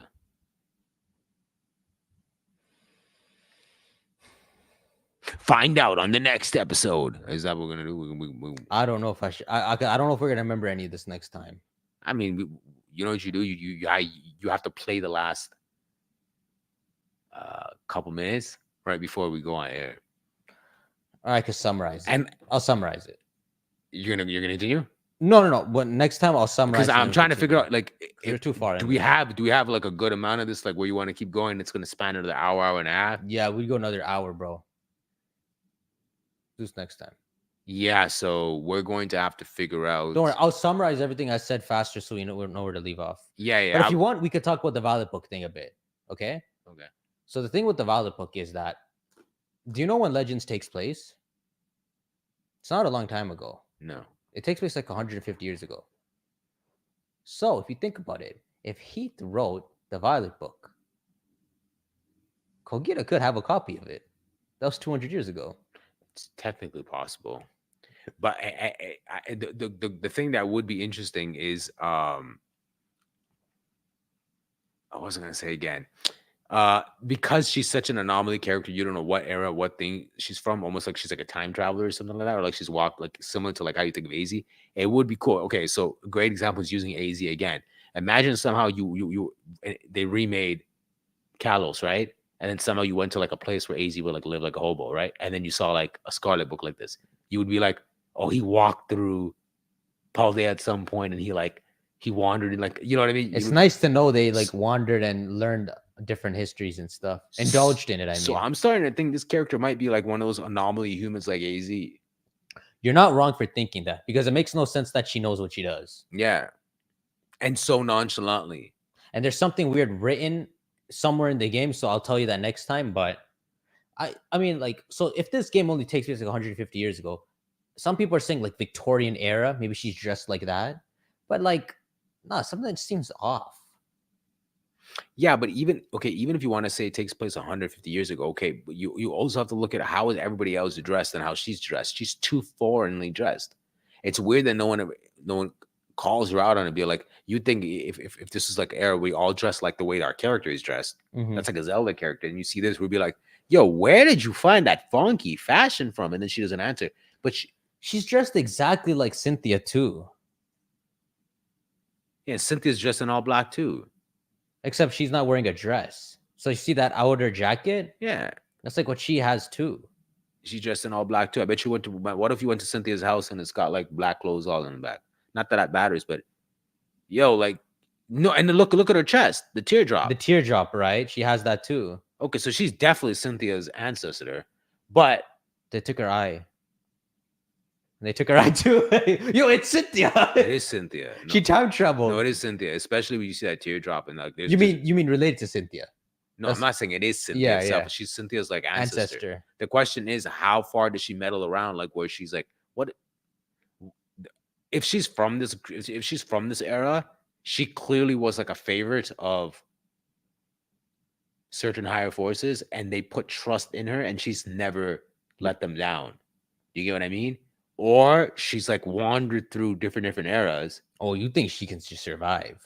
and she's just like, I You don't know. think she's not aging anymore or something? Because like let's put it this way, like okay, we maybe leave off this. It's a random question, but I'm like, what do you think happens if you attack her?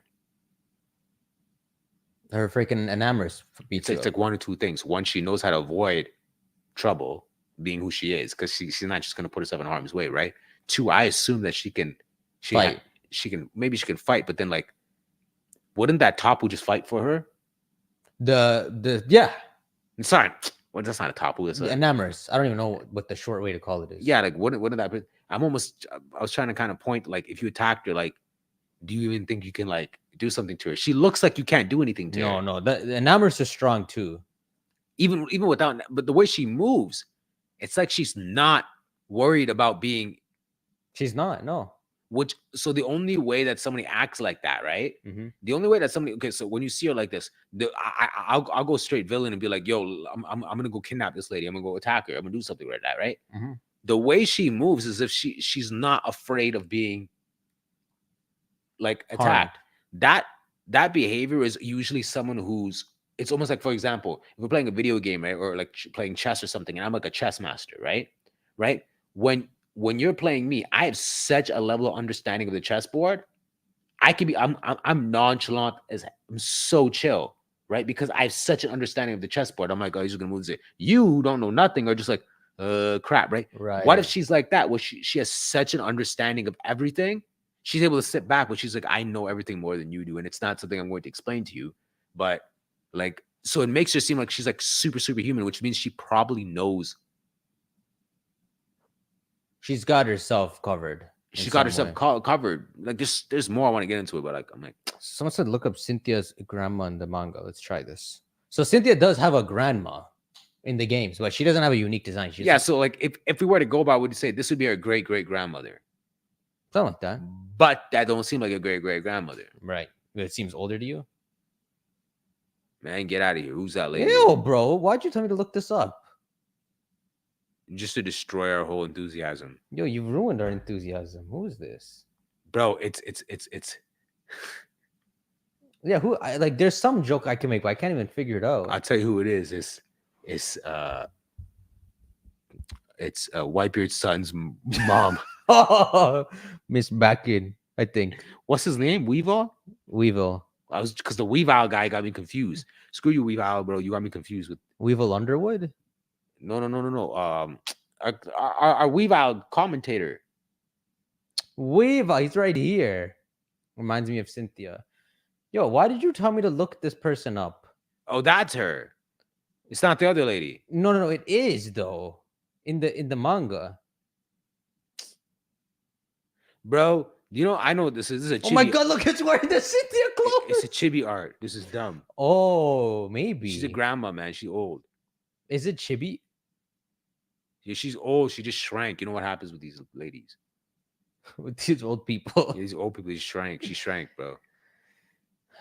Oh, now she wants to wear samurai armor outfits. Yeah, why? What's going on here?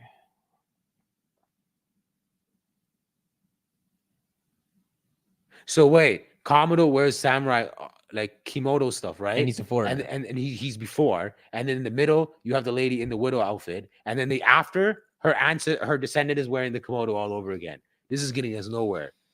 Listen, guys. I'm gonna get off air right now. I'm taking a flight to Japan. Where is this man? I'm gonna go find him. Komodo or Masuda? Masuda, bro. Why the hell do I want to find Komodo? Where's he?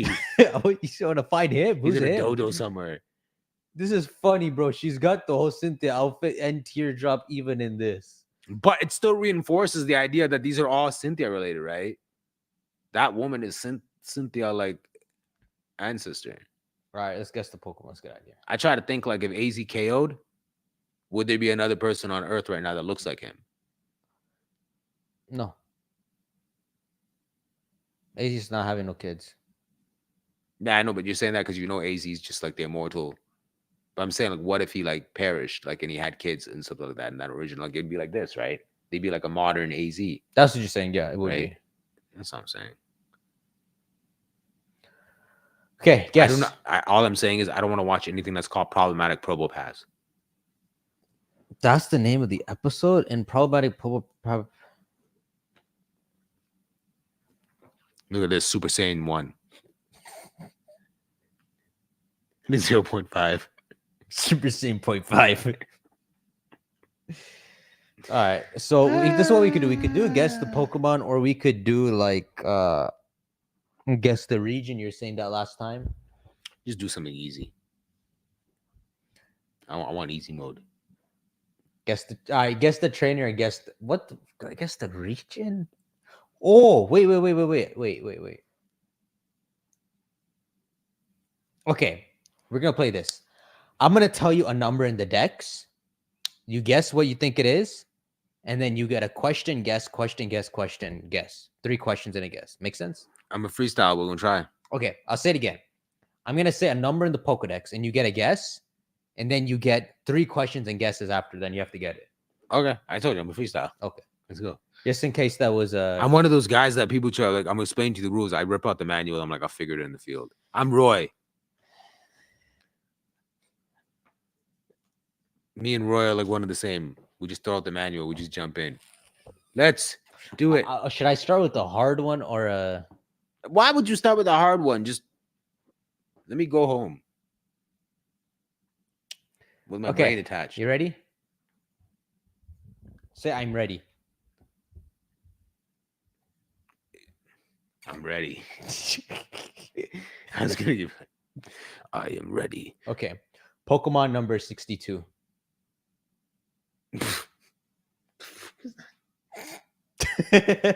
Come on, think. Okay, watch this, bro. Oh my god. If I had some bandwidth left over, I could probably go sing the song. No, but the song is not in order. Yes, it is. Oops. I think I broke our stream. 1 sec. This almost start come after. Hold up, I broke our stream, I think. Okay, now are we back? I broke it, right, guys? I think I broke for a bit. Okay. So, yeah, so, okay, keep going. I was gonna be like, yes, we're out. Sorry, no. Why are they here for me again? Nah, ignore them, bro. Yo, you know, the other day I saw an accident there. Someone was trying to take a left, and it just went boom. And the other person was coming on a red. So I'm just chilling here. I have my windows open. Loud ass crash. And that lady comes out of the car, it's like smoking. I'm like, I'm just watching them. That's crazy. Some idiot drivers, eh? Be careful out there, man. All right, what we got? All right, Pokemon 62. So you get one guess. Wigglytuff. Give me a second, bro. Okay, so it is not Wigglytuff. So now you get question. You get 3 questions, but you have to guess between each question. After each question. Wow, this is gonna be terrible because okay, hold up. Did I go too high? This does not help you. Yes, it's not like you know how high Wigglytuff is. What if like Wigglytuff is like 97? So how is that gonna help you? Because then I know, like you said, 62. Yeah. So how would you know what's before Wigglytuff? Because this is Gen 1, so I have some understanding. Like for example, but if we were to go to the decks, you basically you have the 3 starters that occupy 9. Watch this: the 3 starters occupy 9. Then the 3 Pidgeys occupy another 3, so that's 12.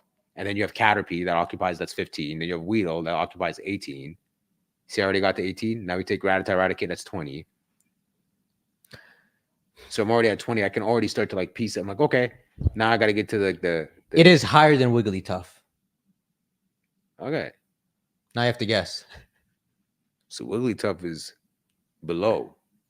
Mm-hmm. As a number. Okay. Okay, so I got to guess again. I got you. Problem is that my brain is thinking all the evolved ones. I might like slip by just saying but I'll go easy on you. If you Doug say Trio. if you see anyone in its family, I'll give you the pass. What if something's in his family? Like if it's Charizard and you say Charmander, I'll give you the pass. Okay, so I said Doug Trio. It's not Doug Trio. Why is he looking at me? You know, you have to. Because people in the chats are gonna be like, but they know exactly what They it just is. cheated. They just look up. They're like, yeah, we got it, bro. But I'm just like, yo, don't cheat. Play this with me, bro. Like, suffer with me, struggle with me. Let me see. I'm going to look up a better Pokedex on my phone. I need another question though. Yeah, I'm just waiting for you. Oh, I gotta ask the question. I thought you were gonna help me out. Okay, I'm gonna go back to like my default questions. I'm like, oh yeah. So default questions. Is it all on fours? No, Okay, so it stands on twos or it stands on nothing. you have to guess. Yeah, I know, but You have to guess between every question. I know, but like at least I know that it's not on fours. It's not on fours. It's not on fours. Okay, so hold up. It's not that. What the heck you talking about, bro? There's only 150 Pokemon.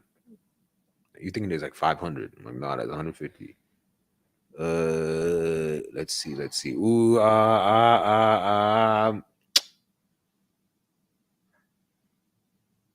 Staryu. It's not Staryu.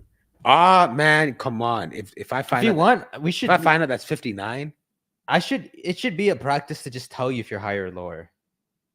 Let me see.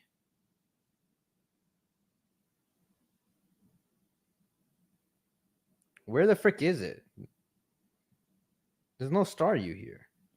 I wish there was like some way for me to look into this lens and I secretly put a screen that T can't see that shows the chat. So just like someone just gives me the answer. I'm trying to figure out a way to.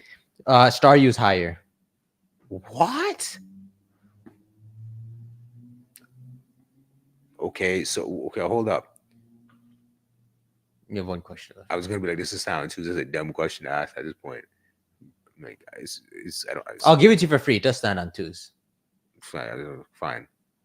There's only two that don't stand. There's only two that have nothing. It would be Ditto or Gyarados, but it stands on twos. What the Ross is this? This is harder than I thought, eh? It's so close yet it's so far. It's right there. It's right. I'm telling you, if I knew the original song. I picked a kind of forgettable Kanto Pokemon, not too forgettable. Okay. I got this. Let me just go through this. Did I ask my question already? Oh, okay, hold up. You already said that you allow it if it's in the same family. Does Ash have this Pokemon? I don't think he does. Ask a different question. Huh? Ask a different question. I'll look it up. That was a good question. I was like, come on, Ash is the Kanto man. If you don't got it, then what the heck? I'm looking it up. I know because you said he's kind of like missing. I don't think he has it. Okay, so guess. No, you can ask another question after that question.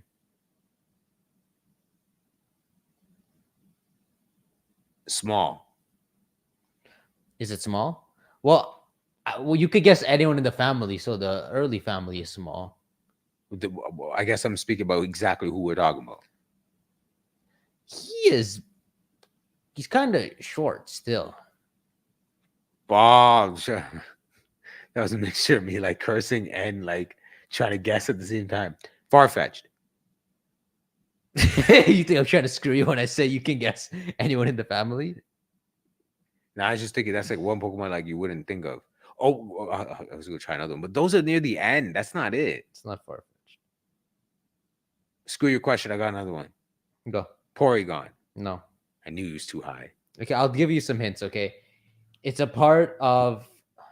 It comes after Arcanine. And before Alakazam.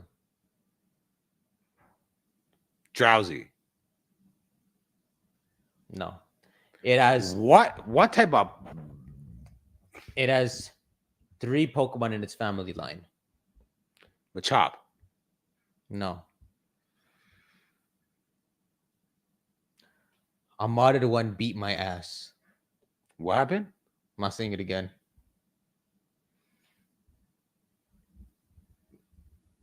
I was trying to start a fight with me. I'm like, yo, I'm down. Certify you by saying I get my ass beat. I could be. I could. You want to beat my ass? I could beat you up. You didn't. You really didn't hear what I said? It just. I don't know. You said something. I'm gonna beat your ass. I said a modded one beat my ass. I modded it to beat my ass. You modded something. You modded something to beat your ass. That's some crazy like kink stuff. A modded one beat my ass. Okay. It beat. I don't know about the whole beating your bum thingy, but a modded what's 3 evolutions, Mm-hmm. and a modded one beats your. The modded one has. But you said this is Kanto. The modded one just used this Pokemon. He knows. I think I do, but I think I do. Hold up. I was trying to think of what was the one I was thinking before that. Weeping Bow. Yeah, that's exactly. You actually were right on. So I'll tell you what I was gonna think. The first time you said it beat my ass, I was like, okay, it's Schmurda. Oh, So I thought it was Bellsprout. Then I was like, it's Poliwrath. it's Poliwrath.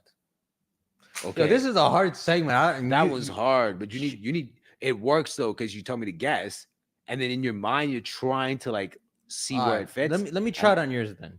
It kind of works. I'll try it on yours. You know what you have to do? You need to have mans tweet us like in some very comfortable manner of like what questions or what ideas we could do to like improve this. Because like I even tried Googling. I'm like, yo, anybody guys? I'm like trivia Pokemon game or something like that. Like something that we could just do to like really immediately make it like entertaining for everyone. I want to know if we could like divide, like maybe we have to make something like really divide, like work on something. So I'm gonna see if we can. Maybe we do need a like we need to get like 5 Discord people who are actually like about help make this game. If not, you guys are gonna watch us guess like this like struggles. No, But that was kind of fun. Okay, so my turn. All right, Right? you guess when I put my phone away. So I said, make a TTar podcast Twitter.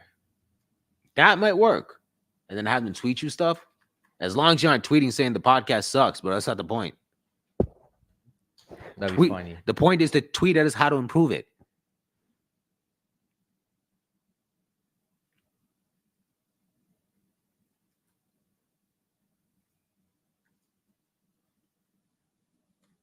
I'm not gonna go too.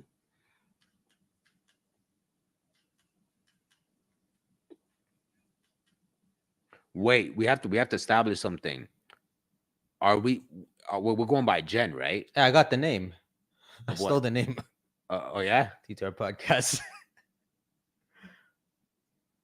I have to follow 3 accounts. Follow Elon. Follow me. What the heck? What? I got the name. Not bad. All right, guys. Follow TTar Podcast. Follow TTar Podcast and start telling us trivia questions on how to improve this. Better questions, better ideas. You can tweet the stuff. Yeah, okay, go. So I'll I was guess gonna yours. say, like you locked it to a region first, right? You have to figure out, but yeah, pretty much. No, because I was gonna say, like, what if we go? What are we going by? Oh, it's like, national dex. J-Dex or N-Dex? National dex. Index. Oh, Johto Dex. You know, if you didn't look at me, I wouldn't have realized.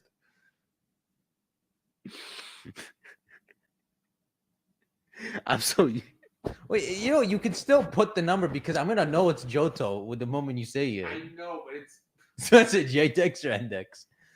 I'm thinking, man, like I'm gonna talk my slang and just like, you know, I like bringing slang to stuff. I'm like, yo, Index or something. And you just like, I'm like, J-Dex, what's J-Dex? I'm like, what the Ross? Damn, bro. But what'd you say we going by? National, right? Yeah. If this man picks a Lola, bro. Nah, stick to your J-Dex.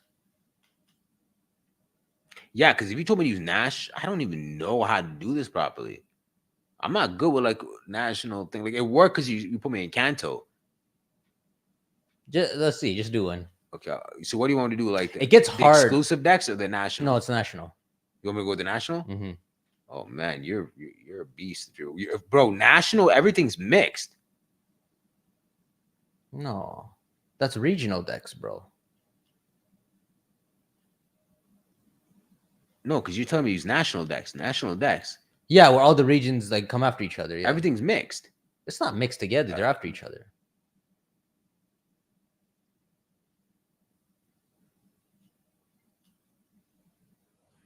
Okay. Good to know your Twitter shows you are alive. What does that even mean? You can see I'm alive right here. He just goes missing. You want me to use national? I'm gonna open up a different site. Oh, great! Open the same one. Okay, this one's a bit different. This is okay. This takes the order. This one resets the order. Okay. Okay. I get it. Index. Okay, the other one was different. It was just weird. You know why? Because I didn't want to start revealing things, but it was like showing like how like it'd be like it would show like a Johto, and then it's showing a Kanto beside it. I'm like this. No, that's regional, bro. Okay, CC was just like a mess up. Okay, I got you. Ready? 162. I see. I just bumped 100 points. What are you googling it for? Someone tweeted saying, "Does this Pokemon have any evolutions?" You're the one. I'm guessing. I just tweeted him saying, "I'm guessing." We're having fun on this already. 162. 162. 162.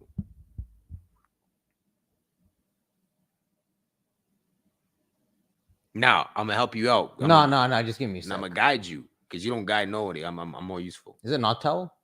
The heck no. Damn. That's all I can say. Damn. That's crazy. That's crazy. You know what? I think you deserve to be like, you know what it's like? It's almost like you're like a boxer, right? And then you wound it up the perfect KO punch, right? And then you see this is the person's face. Mm-hmm. If this is like the person's face, and then you like wound the perfect KO punch, and you just went like this. Okay. And I'm like, oh, he did everything perfect. He just missed by a couple of inches, and he would have got it right. Hand to his face. All right, so I gotta ask a question then, bro. What the frick could I even ask?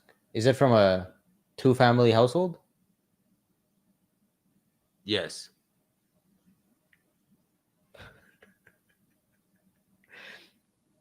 Is it Centric? This man did not pick Centric as his almighty Pokemon. You see the chat saying about this shit. Wait a minute. It's not Centric, is it? Well, you gotta tell me if you're. What'd you say it was 161? I said 162.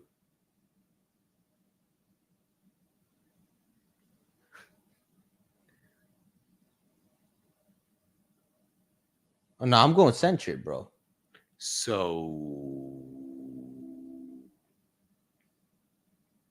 it's Ferd, isn't it?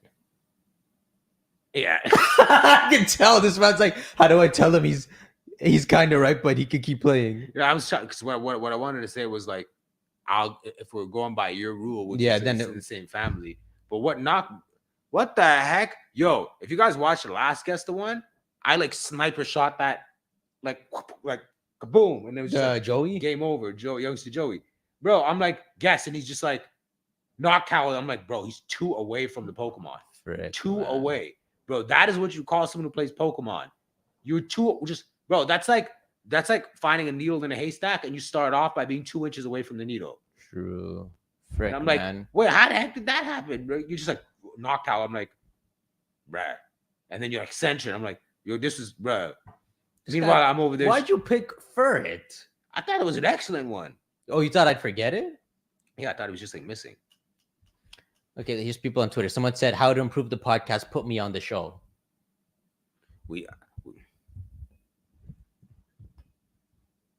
Well, give us some ideas and then we'll put you on the show. Like, give us a couple suggestions. And then when we're tempted by how many suggestions you have, because it's that dope, then you can replace me.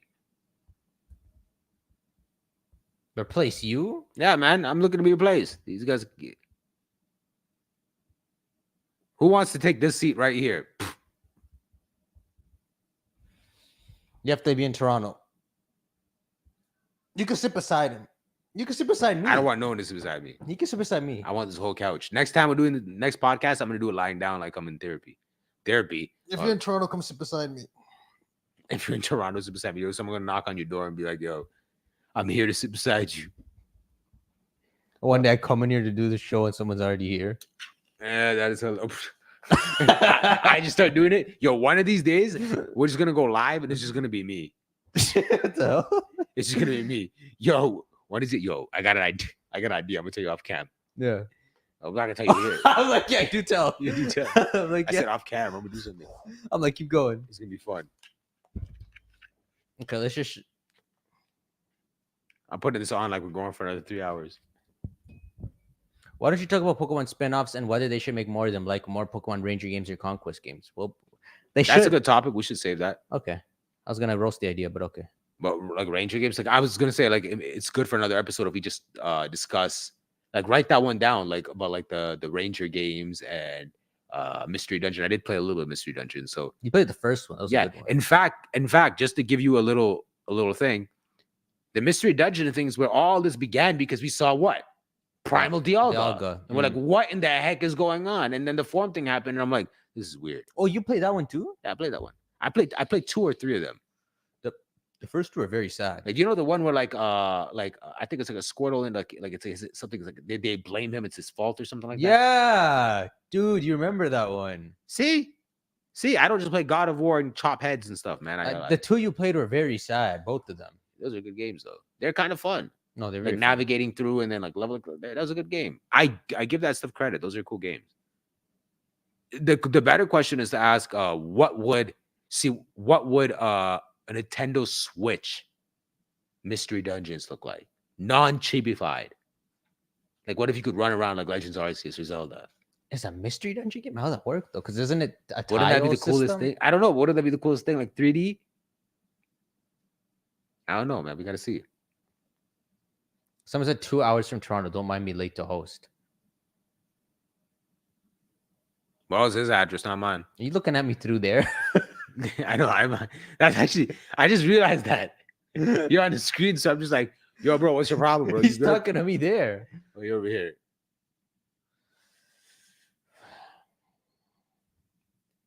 What was he do? Invite people? No, I'm thinking you want to do another guest, but nah. Nah. Nah, let's get out of here.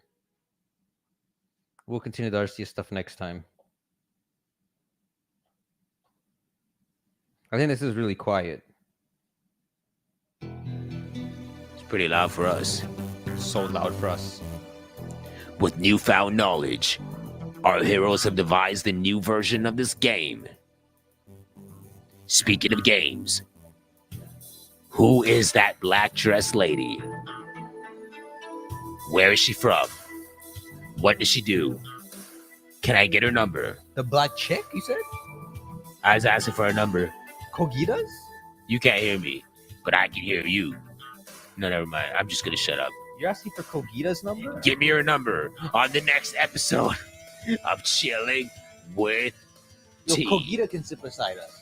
I can't hear you. Take the headphones off. Kogita can sit beside us.